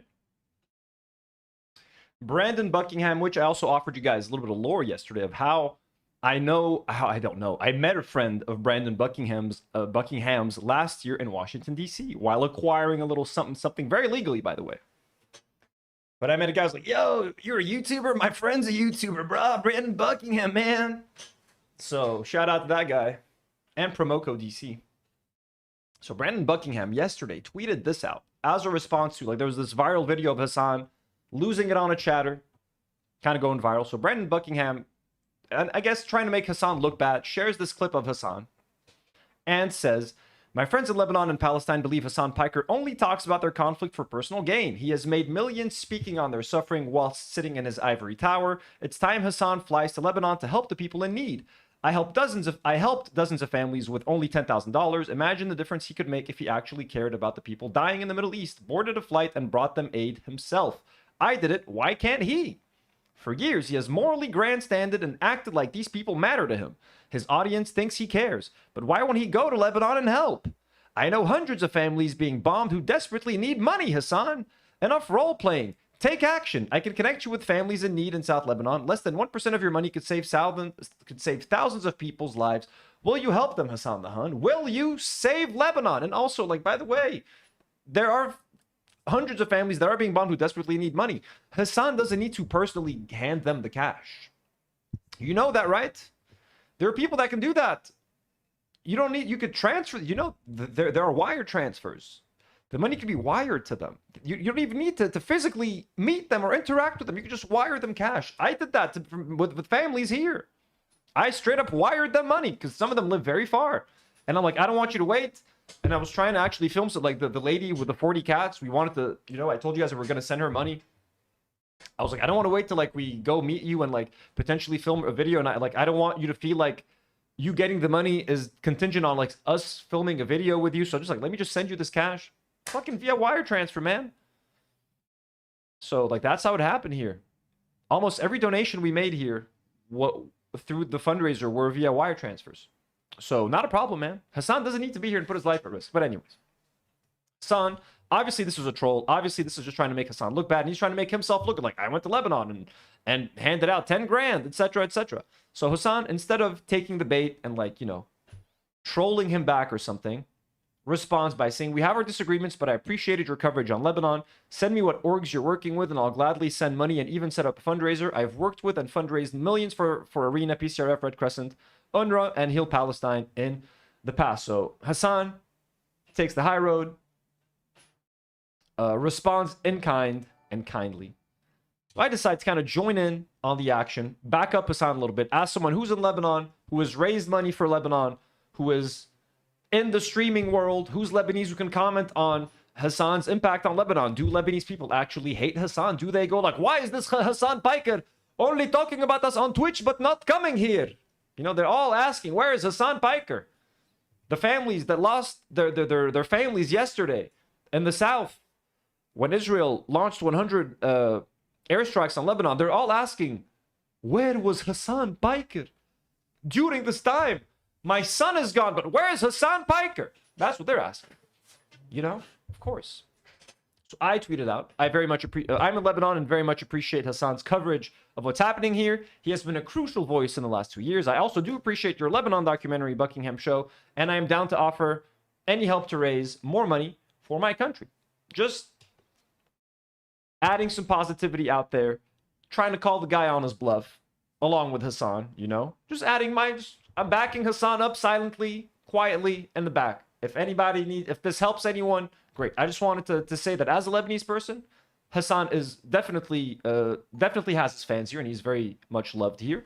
And he's been one of the loudest pro-Lebanon voices over the last couple of years. So I very much appreciate and love his coverage of Lebanon. And I'm very thankful for him always keeping Lebanon top of mind, always covering Lebanon, always talking about Lebanon. And obviously, not to even mention Palestine in his coverage of Palestine.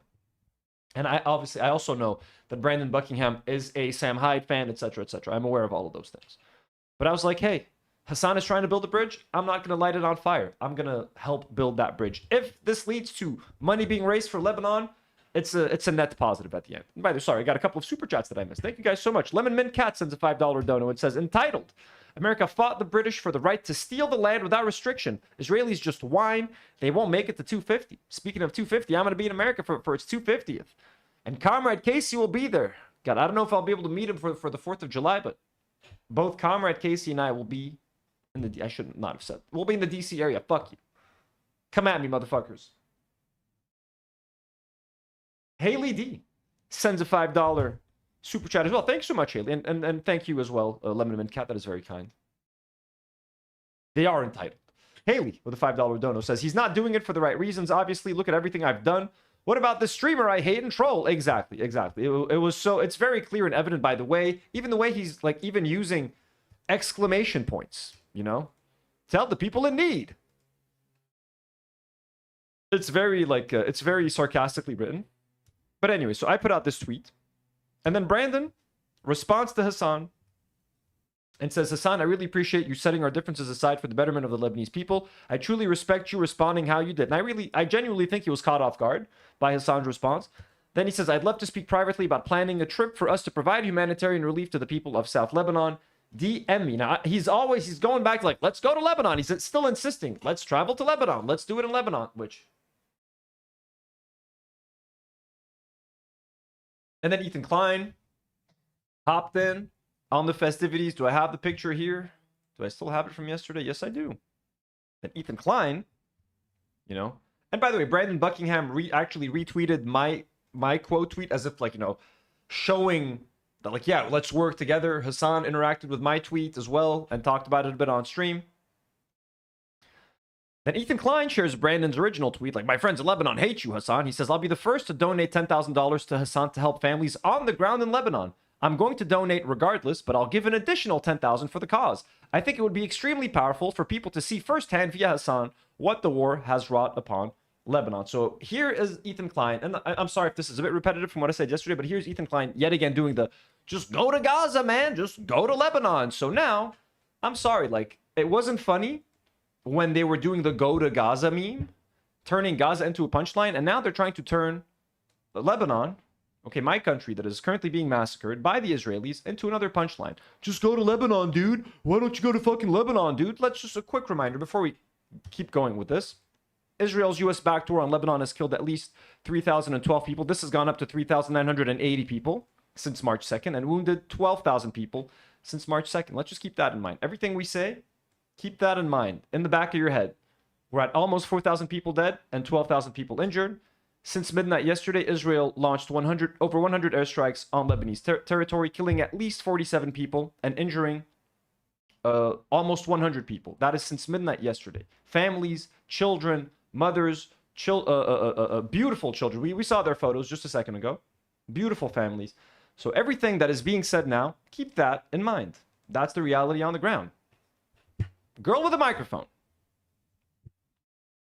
Ethan Klein's big fan, and co-host of the After Dark show with Harley Morenstein, the H3 After Dark show.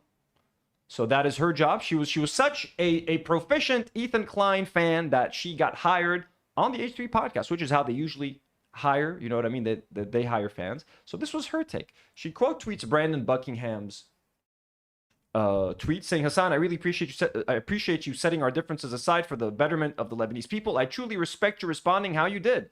I'd love to speak privately, blah, blah, blah. So she quote tweets and it says, if there's no state-sponsored 5-star hotel, he ain't going. So again, it's all jokes now. It's all jokes. Bringing in the Cuba stuff, the 5-star sponsored hotel. He ain't going to Lebanon unless it's a 5-star. Why should he even come to Lebanon? As a Lebanese person who's a big fan of Hassan's, who would love to meet Hassan. Shit, Hassan coming to Lebanon? Amazing. I would love that under any other circumstance. But him coming to cover what's happening in the South, that could potentially be a death sentence to Hassan. 100 fucking airstrikes in like 12 hours. Do you think it is safe for Hassan? And why do you make fun of him for not coming here? Why is he a coward for not coming here? He shouldn't come here. If he comes here, he literally has a chance of getting killed. If he comes and hangs out here where I'm hanging out, he's fine. He's safe. You want him to go cover what's happening on the ground in the south, right? You want him to go to be in the heart of danger.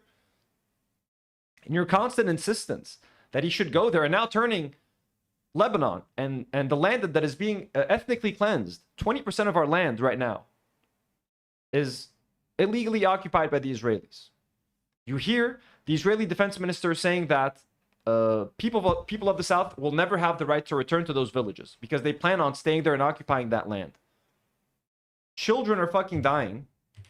Beautiful children are being fucking slaughtered by Israelis by the dozen every single day. And you're out here making fucking jokes, and you're a supposed leftist.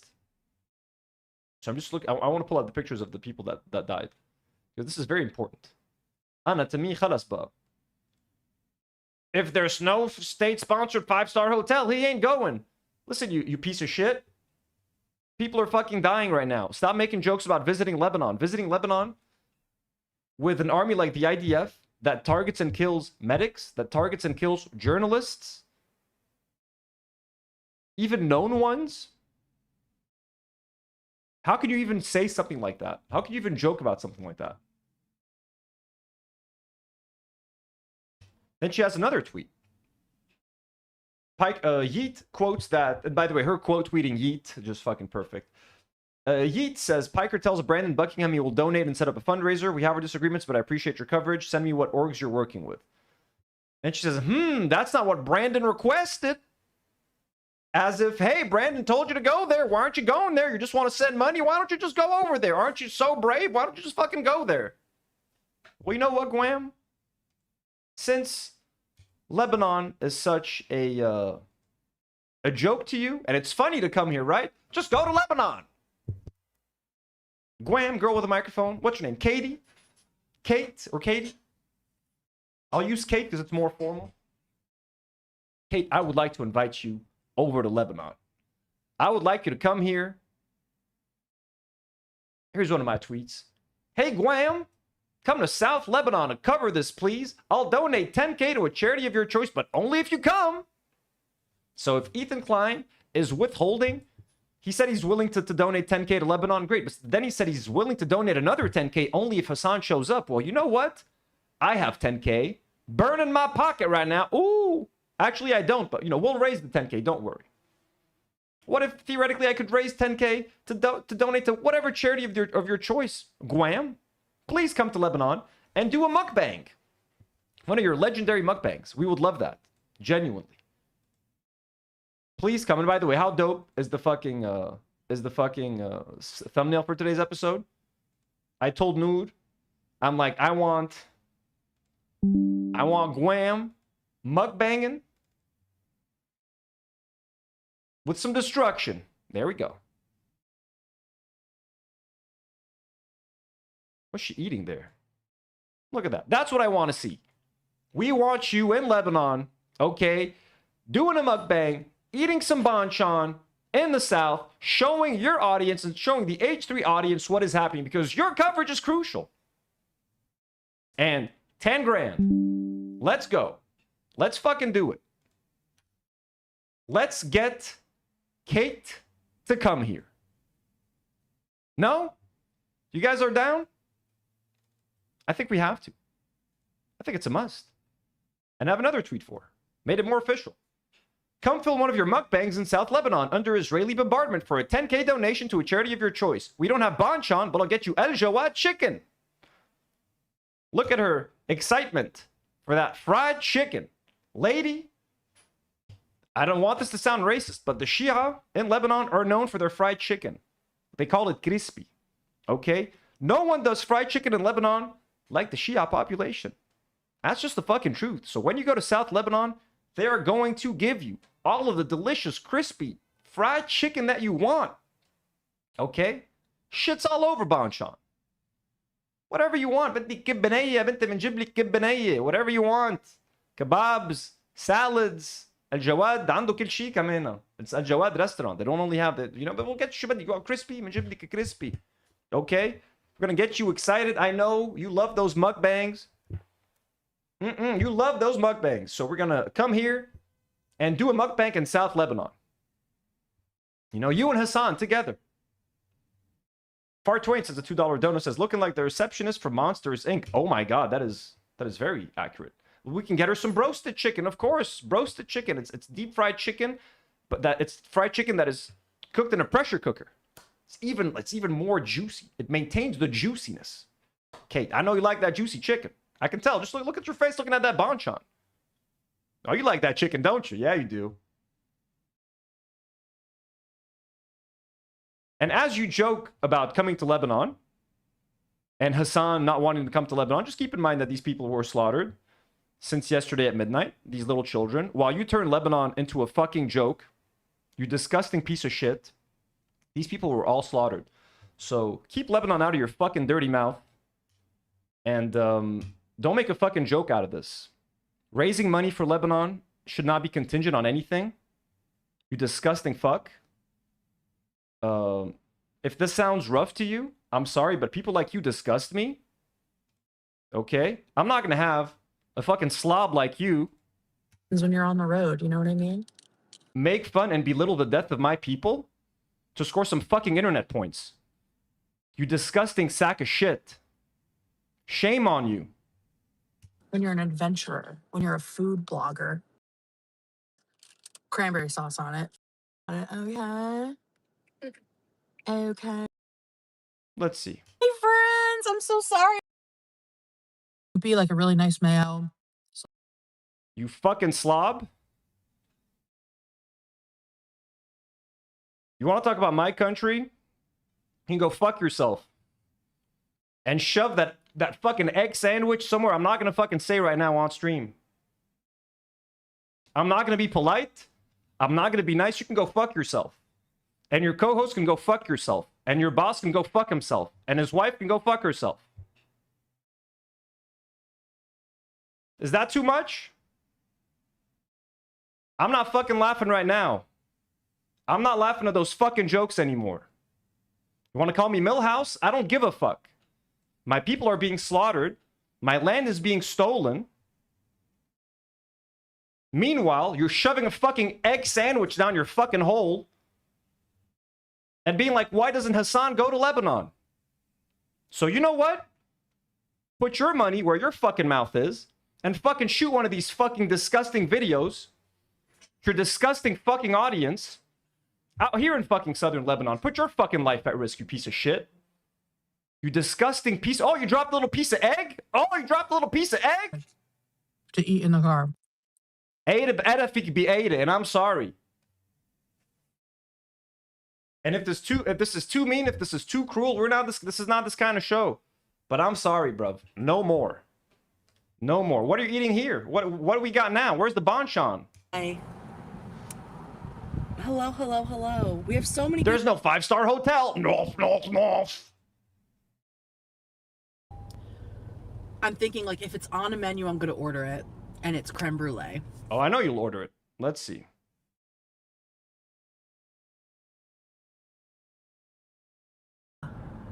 Hey, do you like to read? If so, can I give you a book recommendation? It's called Docile. I haven't heard of that. I do like to read. K-Mac says, don't know for Kate to go to Lebanon, €2. Let's go. Thank you. I'm writing a book. Haley's right, folks. Just let me get canceled. This is on me. I don't have time to be polite. I don't have time to be nice. What am I going to sit here and say? Fuck these people. They know what they're doing. They know who they work for. They're obsessed with Hassan Piker. They make a joke about Lebanon. And why don't you just go to Lebanon? There's no 5-star hotel. That's not what Brandon asked. He asked you to go to Lebanon. Like, just that's it. Keep Lebanon out of your fucking mouth. That's it. If you're not going to advocate for Lebanese lives, if you're not going to advocate for Lebanese people, I don't want to hear you fucking say shit anymore. Just go. Just do your fucking mukbangs. And I have ideas for other books, and I'm working on a couple short stories. Have I worked on any of it in like a year? No. But 50 cents, $5 Canadian. Thank you so much. Says someday I'd love to visit home, and it wouldn't be too far from Lebanon. Maybe even take the train from Haifa, etc. to Beirut. We wish you could go back home. I'd love to visit your home, your OG home. Yeah, my background is in fiction, so.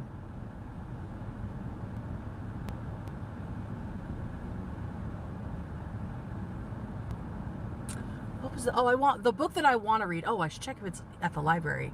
Is I like what I've heard of her. I haven't really like delved in. The thing about me is I don't really listen to a lot of new music. I'm not in my car like ever. If I'm doing a long drive, I'll throw on Spotify and do, oh my God, top 5 Taylor Swift songs. If I'm doing a long drive. And by the way, all jokes aside, by the way, this is the worst. Is she even eating in this mukbang? Oh my God, there it is.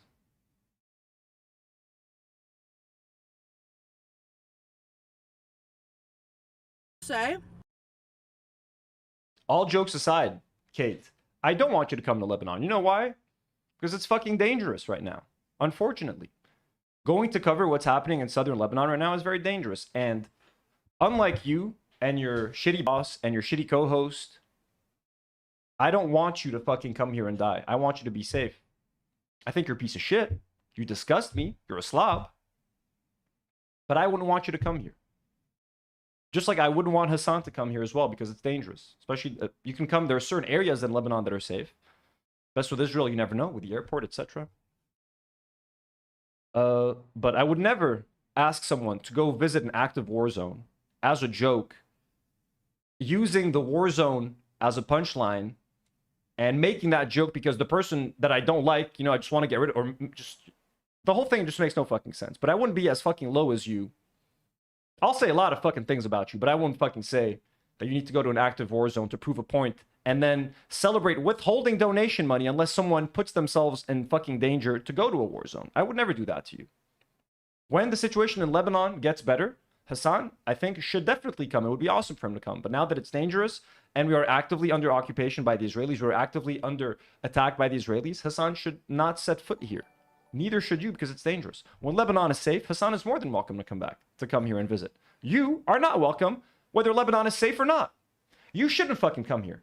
Not that you want to come here. As soon as, she's like, why would I want to go there anyways?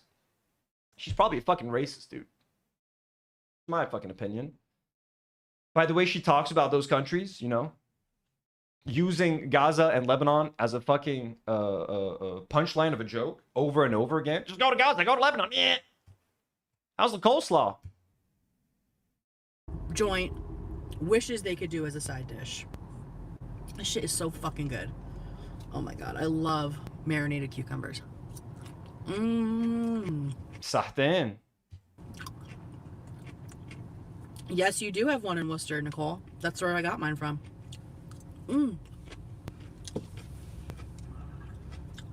Oh my God. Yeah, banchan is great. I still. Yup. Oh, corn and cheese together. This is why Korean food is my favorite. The combos are just unbeat. Yum yum. Yummy yummy. Wow, iPhones have pretty good cameras now, eh? Look at that. Looks great. Look at the crispy skin coming off the chicken. This nasty piece of shit's out there making jokes about my country and minimizing a fucking ethnic cleansing that's happening right now to get back at Hassan Piker on Twitter.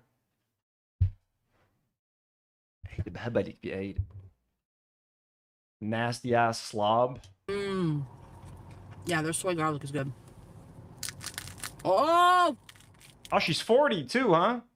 I guess this is nothing, by the way. I'm gonna be 40 in a few years, folks. We love our 40-year-olds. Ala rasna. Oh shit. But she doesn't behave like a 40-year-old. She's very immature for her age. Oh shit. Look at that. Yeah, their soy garlic is good. Oh shit. You're gonna love the crispy fried chicken here, Kate. Yalla. But again, all jokes aside, come to Lebanon, okay? We'll give you $10,000 only if you visit, okay? It's conditional on you visiting.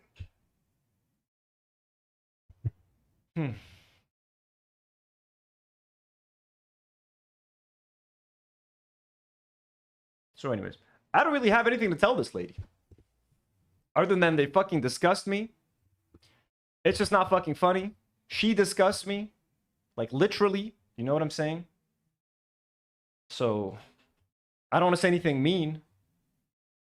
I've been pretty nice, haven't I? I also had one more tweet about her earlier. Had 3 tweets about this lady. I also tweeted this. She was like, if there's no state-sponsored 5-star hotel, he ain't going. I said there are Israeli drones and there are Israeli drone strikes instead, killing people daily as Israel ethnically cleanses southern Lebanon. If you know nothing about the Middle East, please shut the fuck up, you unserious clown. I just can't do this anymore, guys. I just fucking hate these people.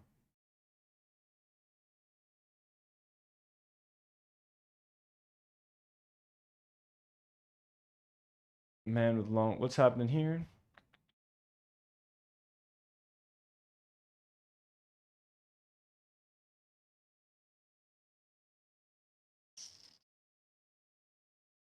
All right, we're not gonna show you anymore. No more mukbangs. Let's go to her channel real quick though. She has a lot of mukbangs, huh? Let's go to the mukbang section. How many do we have? Wendy, she does all of these in the fucking car? Ooh. Jollibee Odyssey. I am so excited. Let's do live chat here. I'm gonna try that. I've never had it. I did get mashed potatoes because they're bomb and I've had them before. Now, the other amazing thing about Jollibee is when you order a bucket, they give you a side of gravy to dip in. Okay?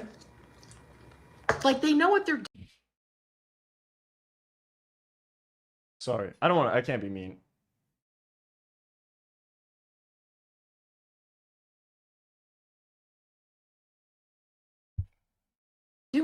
They know what they're doing. And I also got the mango peach pie and the ube pie to try. I haven't tried the ube pie. So that should be delicious as well. So does it taste I'm like... sure it will be. Better SpaghettiOs and Frank's? Because I would dig into that. Yeah, it's very sweet. Like, usually, like when you do mukbangs, do people normally eat this quantity of food, or do they just do it for the camera? Like, I'm gonna do a mukbang. I'm gonna get this whole platter of chicken, but like, you know it's bad, right? I don't love a sweet tomato sauce. I don't even know where to start.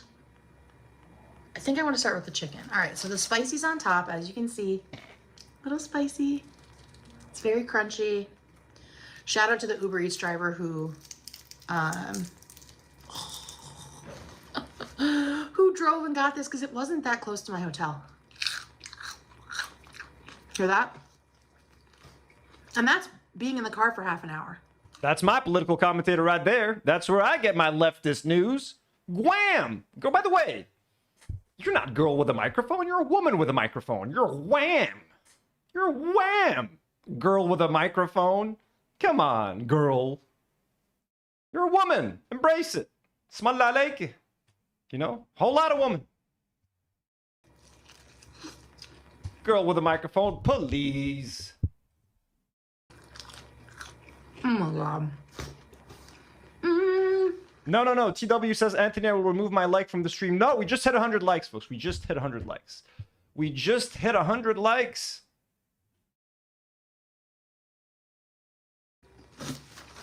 Look, I gotta say this. To me, eating, like, I've eaten on stream because I'm here for like 4 hours and I get hungry and I have to have a snack. But to me, and I don't mean to offend anyone here, eating food like on camera as like a thing, like, hey, I'm gonna eat food on camera and have people watch me, to me is like, I don't know why, I feel like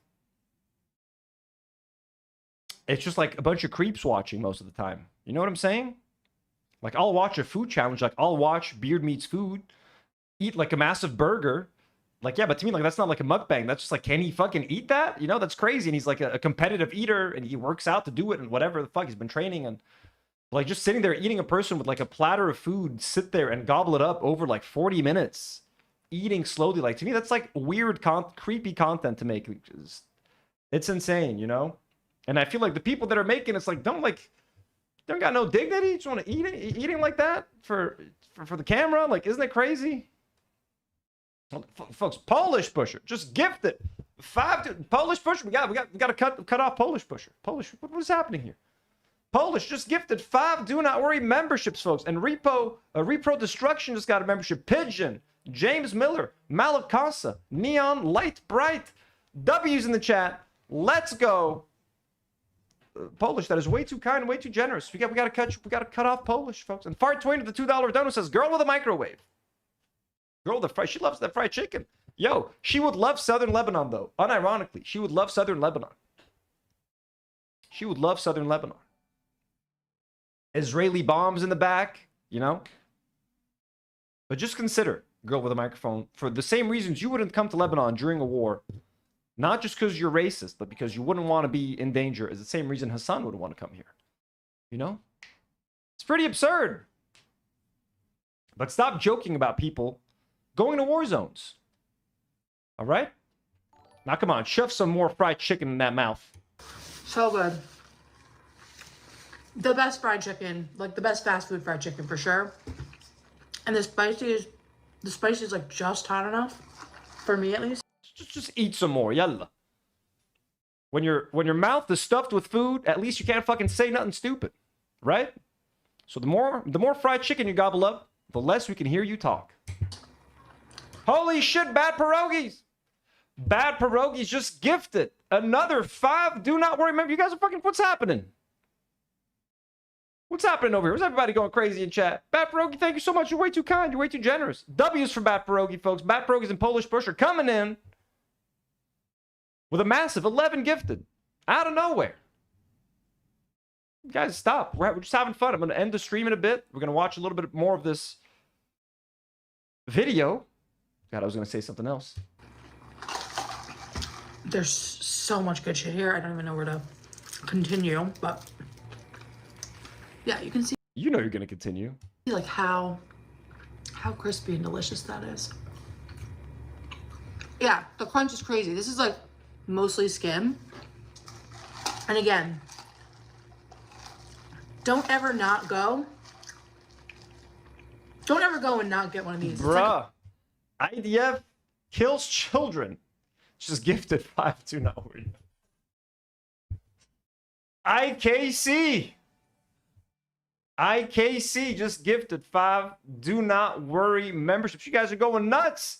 We got Polish Pusher. We got IKC. We got Bad Pierogies. Everybody losing their shit in the chat. IKC came in clutch. And IKC, I mean, IDF kills children could not be more relevant, given that the IDF has literally murdered these children. Again, RIP. Again, no, I know this was, I was kind of joking around, but like, let us genuinely take a moment for these little beautiful souls. Maybe when the memberships are done showing up. Thank you. IKC. Okay. No. You guys are crazy. You guys are way too. I don't deserve this. I don't deserve y'all. Was I too rough on Girl with a Microphone? Should I have just been like, why would you say something like that? That's so mean. Let me explain why it's bad. I think no. I just want to tell them to fuck themselves, man. Was I too mean? I just can't. Bro, look at these people. I'm sorry, man. Like, khalas. This person is making fun of me, is making fun of my country, is making fun of traveling to the South while people are being fucking slaughtered. Like, was I mean? Was I too mean? Or is this the reaction to like, I can't control it anymore? Anna, to me, like... A pineapple agua fresca. All right, let's try this. Like, KFC's not crunching like that.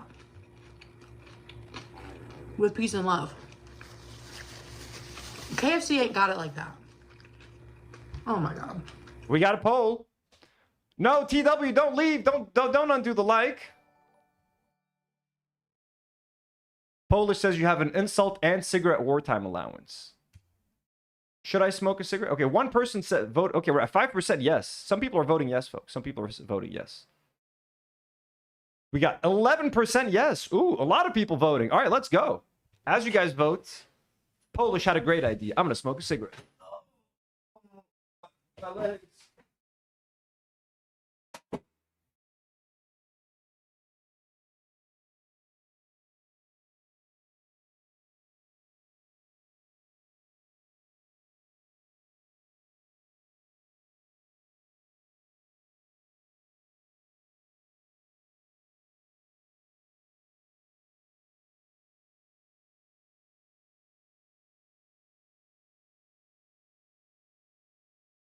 Crack open a window.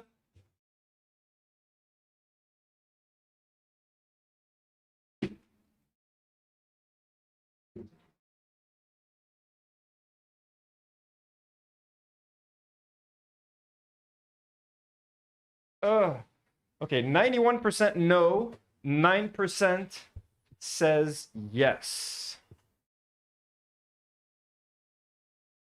Man says you were mean, but not too mean. Okay. I mean, I want to be mean. I think I'm allowed to be mean. When you make jokes like that... One second, let me hear the crunch. Okay. I want to try the adobo rice because it just smells really good. It smells like different spices It's a wild fucking stream, bro. What the fuck is happening? and things. Yeah, kids, don't smoke cigarettes.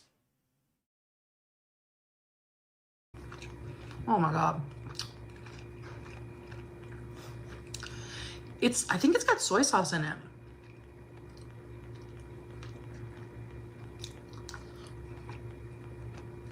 Oh, we gotta do Yeah, it's angle. almost like a fried. What to do? We'll do this. You guys will be down.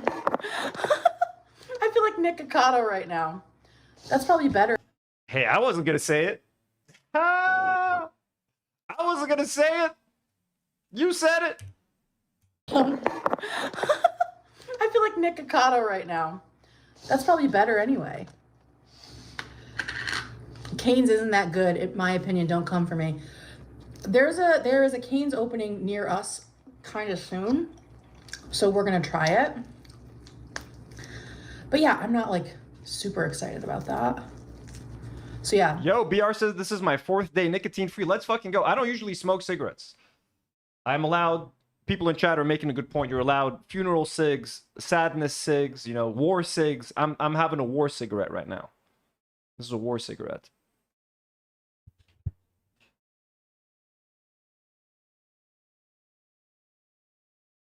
This is, I'm not gonna joke though, no lie, she's making me want some fucking fried chicken. Can I say that? She's making me want some fried chicken. It's just completely ridiculous, but it's so good. The gravy is so flavorful. Yeah, KFC ain't got shit on this place. So when I built Lego, I'm like, what are people watching when I'm live building Lego? And it's just me talking and putting the pieces together. When someone is eating, she's just talking about the food the whole time. This tastes better than KFC. This fried chicken is better than this fried chicken. Is this all you do for the 40 minutes? The sauce and bread. I do remember the bread being a thing. Yo, idea. IKC with the knowledge says Lebanon has some good red Lebanese hash from Baalbek. Red Lebanese is known worldwide, IKC. Red Lebanese is known as the greatest hash in the world. It comes directly from South Lebanon. Hezbollah is actually responsible for like the majority of hash production in Lebanon. It's controlled, some might say, by them. But yeah, Red Lebanese, you know your hash shit, my friend. I've only heard this from friends, by the way. Only heard it from friends. But yeah, you're onto something there, sir.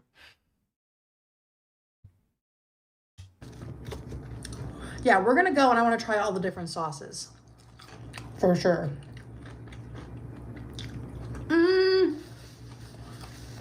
OMG.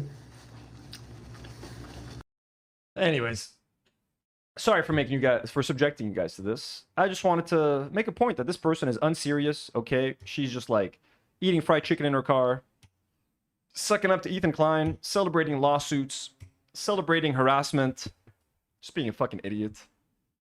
Pretending to be a leftist, pretending to be a person that stands up for good, whatever the fuck, but can't call out fucking Israel like a normal person without 100 fucking disclaimers. Her whole political viewpoint is, what does Hassan Piker like so I can like the opposite? What does Hassan Piker say so I can believe the opposite? That's her political belief system. I don't like Hassan Piker. That's it. No more, no less. Okay, there's more. There's actually more stuff. You guys are lucky. Longer stream than anticipated. What's happening here? Okay. Ooh, Willie Mack made a video? Okay, so moving on from Kate. Kate, you're welcome to Lebanon. Okay, we'll feed you fried chicken in South Lebanon. Come here. I'll pay $10,000 to a charity of your choice. Come here in the danger, under the bombardments. That just same. And if you find my offer for you to come here, why is he telling me to come here and die? Then ask yourself, why are you asking Hassan Piker to come here? If you wouldn't do it because you think it's dangerous, don't ask others to do it. And if you're going to ask others to do it, be willing to do it yourself. So I'm waiting for you. I will fucking sit there and shove that fried chicken down my fucking mouth hole with you.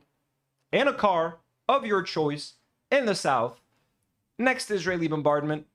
Whatever restaurant you want, you get to choose. You get to choose the charity. And I'll only donate the 10K once we fucking finish that bucket of chicken. Each one of us gets a bucket. Because I know you like to get a full bucket. So you get a full bucket with a big thing of gravy. Dip that chicken in there nice and moist. Blah, blah, blah.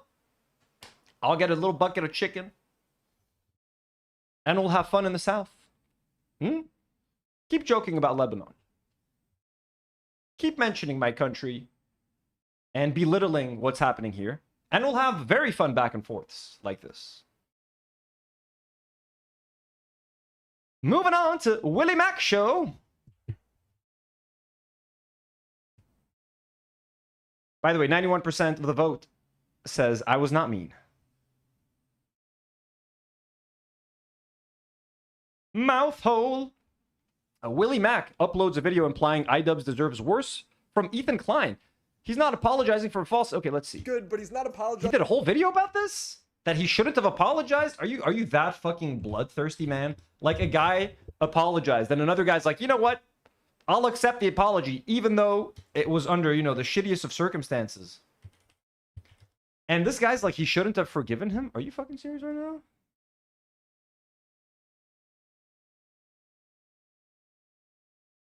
Why iDubbbz deserves his downfall.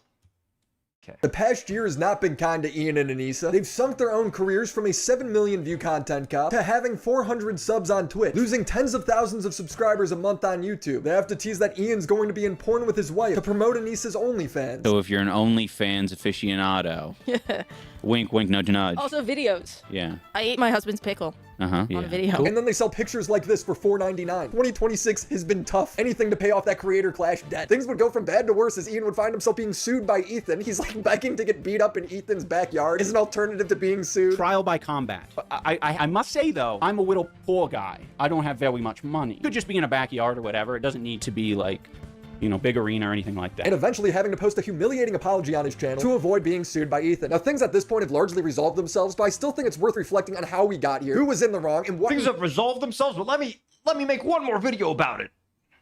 Let me milk it one final. Let me get one little final morsel of powdered milk from it. Nom, nom, nom, nom, nom. Important details were missed. You see, Ian's been so down bad since the content cop. One of the gimmicks he came up with was becoming a VTuber dragon named Scorched Legume. Scorched Legume returns. This is an accurate 3D render of Ian's Canadian apartment. During the stream, Scorched Legume platforms a comment Destiny wrote in his chat saying Ethan molests his own children. He facetiously acts like the claim might have some weight to it. I read this last night and I said, this seems like something someone might want to address. Makes a dragon angry to even read such a thing. This stream is a rough watch. I'm a woke dragon. I choose my embers carefully. He makes it a watermark on his stream. Bro, I miss Scorched Legume, man. That legume was he was spicy, dude. Yo, IKC with a $20 dono. Says, we Kuwaitis love Lebanon. Would go every summer as a kid to Hamdoun. Holy shit, you're all the way from Kuwait? W's, man. That's so kind, man. Hamdoun is beautiful. Yeah, hello, sahla. I hope the situation, yeah, IKC.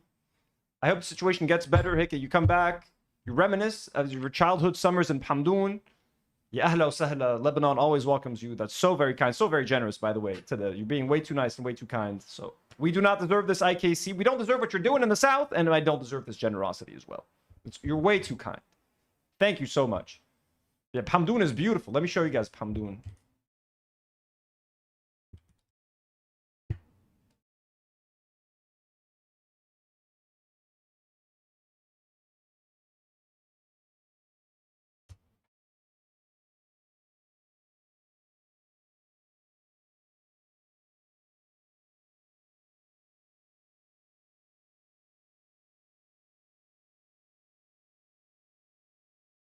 How lovely. Gotta zoom in a little bit. You guys can see a little bit more. Old stone houses. Fresh grapes getting picked. Vineyards.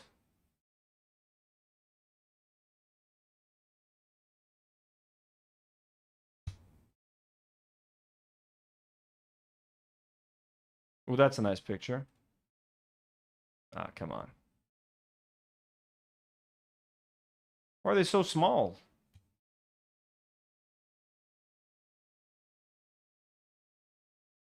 Boom.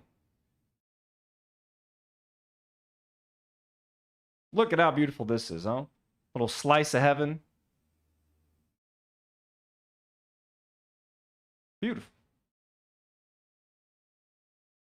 For 40 minutes. You cannot be tolerant of the intolerant. That is what the woke dragon says. Dark woke. This is the highest I've ever seen Ian's sub count. It's the best content he's posted in years, and it still sucks. This took place in February, and Ian out of nowhere would seemingly have a change of heart, apologizing for Scorched Legumes comments. I think this is a good time for me to sort of explain to you guys why I haven't had Scorched Legume on in a while. He's giving the speech about how he's had an awakening and how it doesn't align with his principles. With having the Scorched Legume on, I've been indulging the dark side a little too much. I have my own principles, my own values, and I'm like, it's the destiny thing about Ethan and his kids. I think I stepped too far out with this one, where it's like I don't want to spread that because it's just negative and it's not true. I don't believe it. Wow, the empathy meter is shooting off the charts with this one. But it's revealed that the only reason why Ian expressed this change of heart is because he received a cease and desist from Ethan. The second IDUB stopped talking about us happened to coincide when I took into my service some fine Canadian lawyers. It's not because they're... Got it. Okay. I can't deal with this. Sorry, Willie Mac. So what did he say? He's not apologizing. I'm left here thinking the only thing Ian apologized for was the least bad thing he's done in this drama. Okay, very nice. Very nice, Willie Mac. By the way, can you imagine Willie Mac? And by the way, this has like a 30% chance of happening because Willie Mac is also married to an IDF lady who lives in Israel, and he went and got married in Israel. I swear to God, folks. I'm calling it now. The Ethan Klein and Ela Klein, Willie Mac and his IDF wife, double date in Tel Aviv. It's going to happen. I'm calling it right now.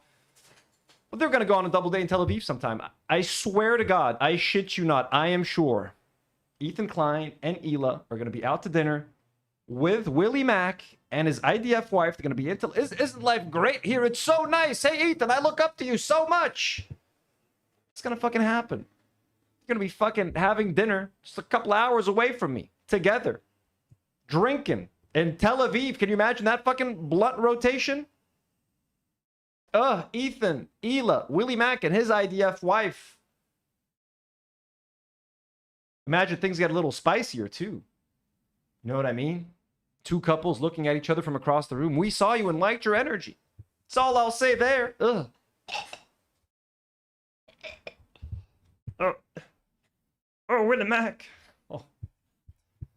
Really, that feels so good. Oh, fuck, no. I'm leaving. I'm leaving. I'm not doing that shit. No, no, no. No.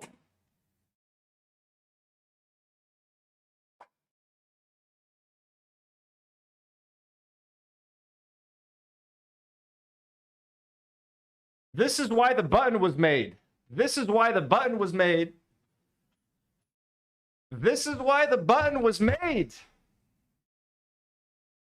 Oh, Willie. Oh, no, no. I can't stop saying, oh, Willie.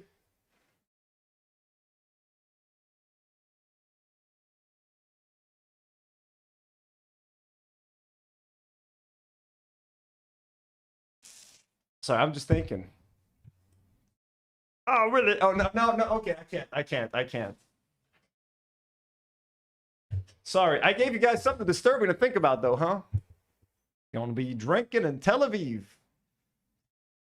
Maria says top 10 most disturbing DNW moments. I know, right? Marcus Nelson says just two IOF gals sharing brainwashing techniques.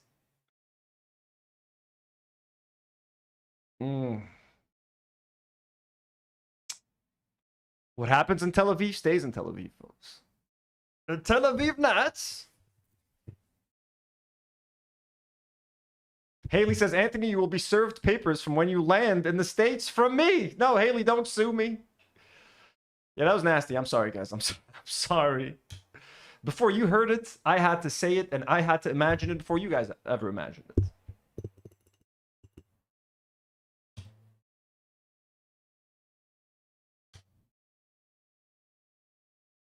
Okay, there was Denim's clip. 30 seconds long. Especially because like a lot of the Ethan apology is like the Ian apology is like about how this is real, man, that this like really hurt my family. This is really like hurting me and my family for you to put those messages on the screen. It's like, okay, so it's about harm, then why did you sue like Casey Tron? Right? Like how did she even harm you? Like a couple hundred people watched her stream. Like that's just so bizarre. She financially damaged him. Denims, come on. Severe financial damage and reputational harm.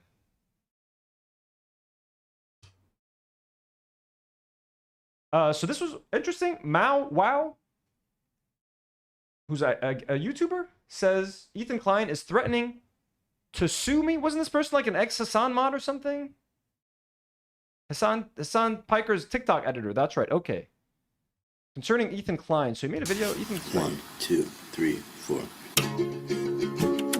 So Wow Mal was a fellow edgelord of mine back in middle school, and you could not catch that kid going more than 2 class periods without throwing up Vape Nation gang signs, sneaking in a Papa Bless pose during class photos. Also, while waiting for the next prank invasion, it's time to stop video to drop from Ethan. Yo, I'm gonna keep it real with you guys.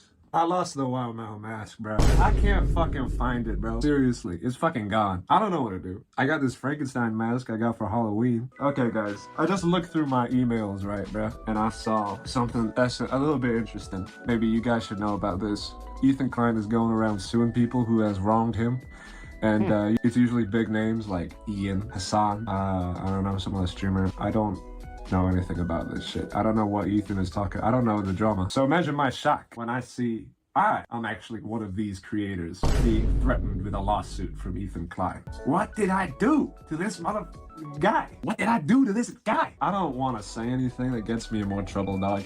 I'm not good with the law. I'm not very smart. I don't know if sharing a cease and desist letter is a good idea. Anyway, guys. So this is supposedly a fake cease and desist letter? Look at this fucking cease and desist letter, bro. Hello, we are acting on behalf of... Is this like the one Chris Gunzler got, I think, right? Because I saw Chris tweet about it. We'll look at his tweet. So it says... Ethan Klein, who operates professionally as H3H3, it has come to our attention that you have published false and defamatory statements concerning our client, including but not limited to a video published on YouTube in which you implied that our client supports the genocide of Palestine. This allegation is false. A statement posted on X, formerly Twitter, falsely asserting that our client uses cocaine. This is categorically false and defamatory. These statements are defamatory per se, as they cause serious harm to our client's reputation. Accordingly, we demand that you immediately cease and desist from making or publishing any further false defamatory statements about our client. Dog. Provide written confirmation within 7 days that you have complied with these demands. Ow!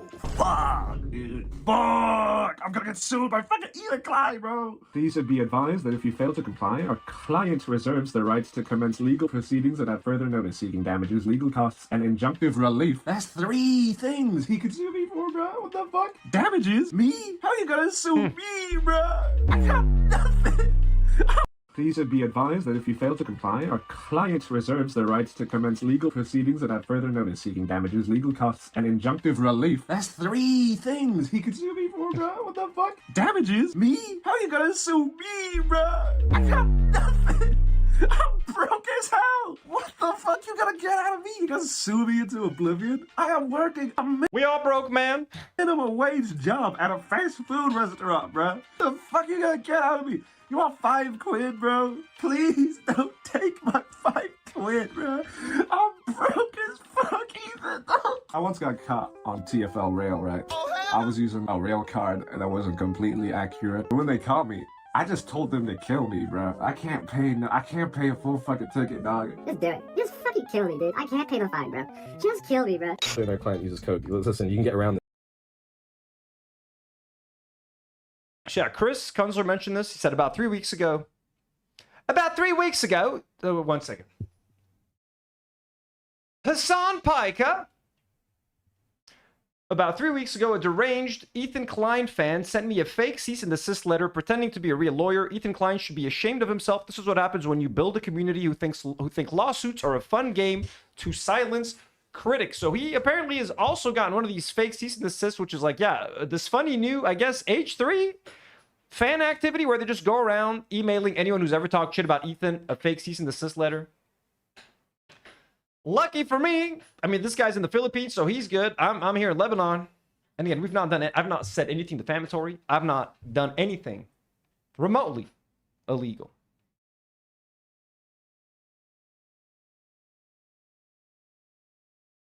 Anyways, folks, thank you so much for tuning in today. Sorry for the spiciness, like that spicy banchan.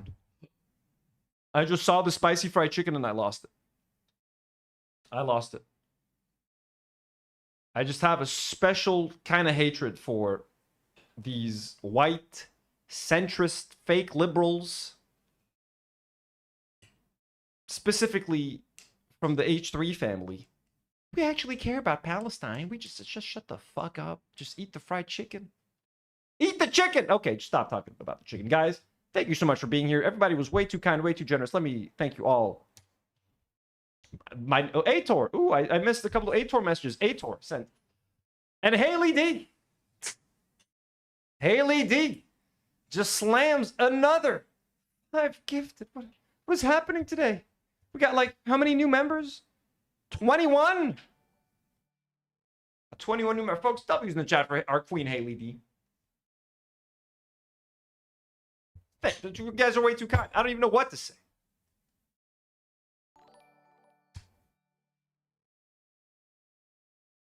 Congratulations to Super Zero Kid, Maria Lee, I Am Not the One, Leigh Harrison, and Katarina Juiced. Haley, you're way too kind. You guys are fucking crazy, man. God damn. So, added 11 earlier. Got 10 more, so we're at 442 members, guys. 442 members. You guys are nuts, man.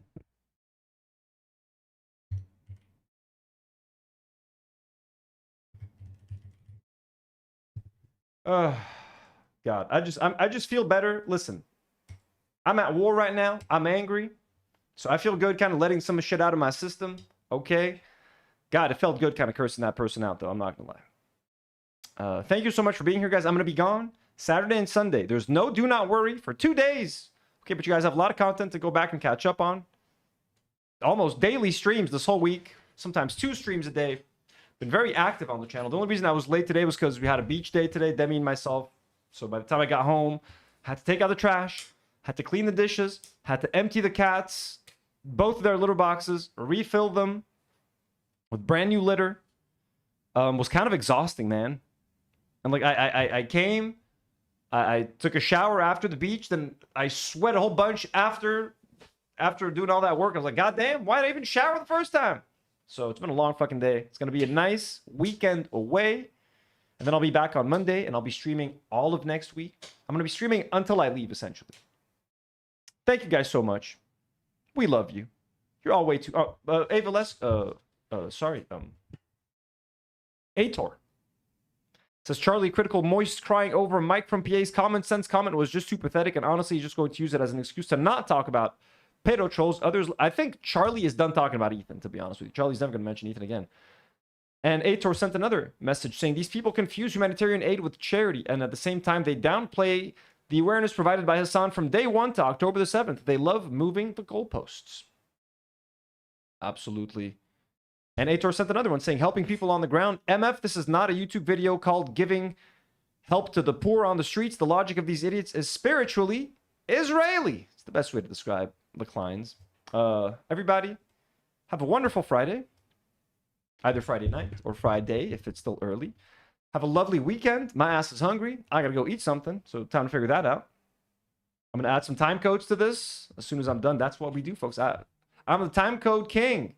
Anybody wondering who's putting this? That's me. I'm the one doing the time codes. Just one more bit of appreciation for this thumbnail. Like, if you're gonna be on camera, shouldn't you at least like brush your hair? Is that me being mean? Like, I don't know, man. Like, I try to look presentable. Sometimes I get a little bit lazy and I don't look good, and I'll have shitty hair and I'll be like, sorry guys, I have bad hair today. Like, this is holy shit, lady. Like, you know you're on camera, right? You know people are seeing you. You know being filmed, right? Like, brush your hair. Not even saying anything, just like brush it. Mauricio says, thank you for the timestamps. Thank you. You're welcome. Haley sends $2 and says, Charlie Kirk is dead? I think so. We are Charlie Kirk. The mukbang did make me hungry. Absolutely. I'm sorry for the breaking news, guys.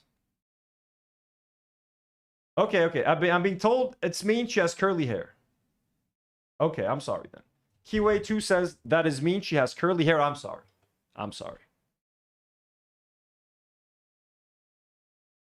I apologize for the curly hair. Drax is already a thumbnail. Oh, a sticker. Says a guy with a neck beard. Hey, whoa, Kiway. I just apologized to you. Fuck you, Kiway. I should have ended the stream minutes ago. Unsubscribe from the channel. What's wrong with my neck beard? This is how you fade. If you remove the neck beard and it's just a neck, I'm gonna look like George fucking Lucas. Says the guy with the neck beard. This is how you fucking transition from neck to beard. Are you telling a Lebanese man how to grow a fucking beard? Fuck you, Kiway. Let me block your ass from the fucking channel. I'm kidding. You can unsubscribe yourself. Neck beard. Look at this fucking perfection. Look at this. Look at this beautiful transition. Eirib shaklak. Oh, shaklik. All right, guys. Peace out. You better unsubscribe, Kiway. Don't want to see that fucking name in my live chat again. Bye, guys. Love you.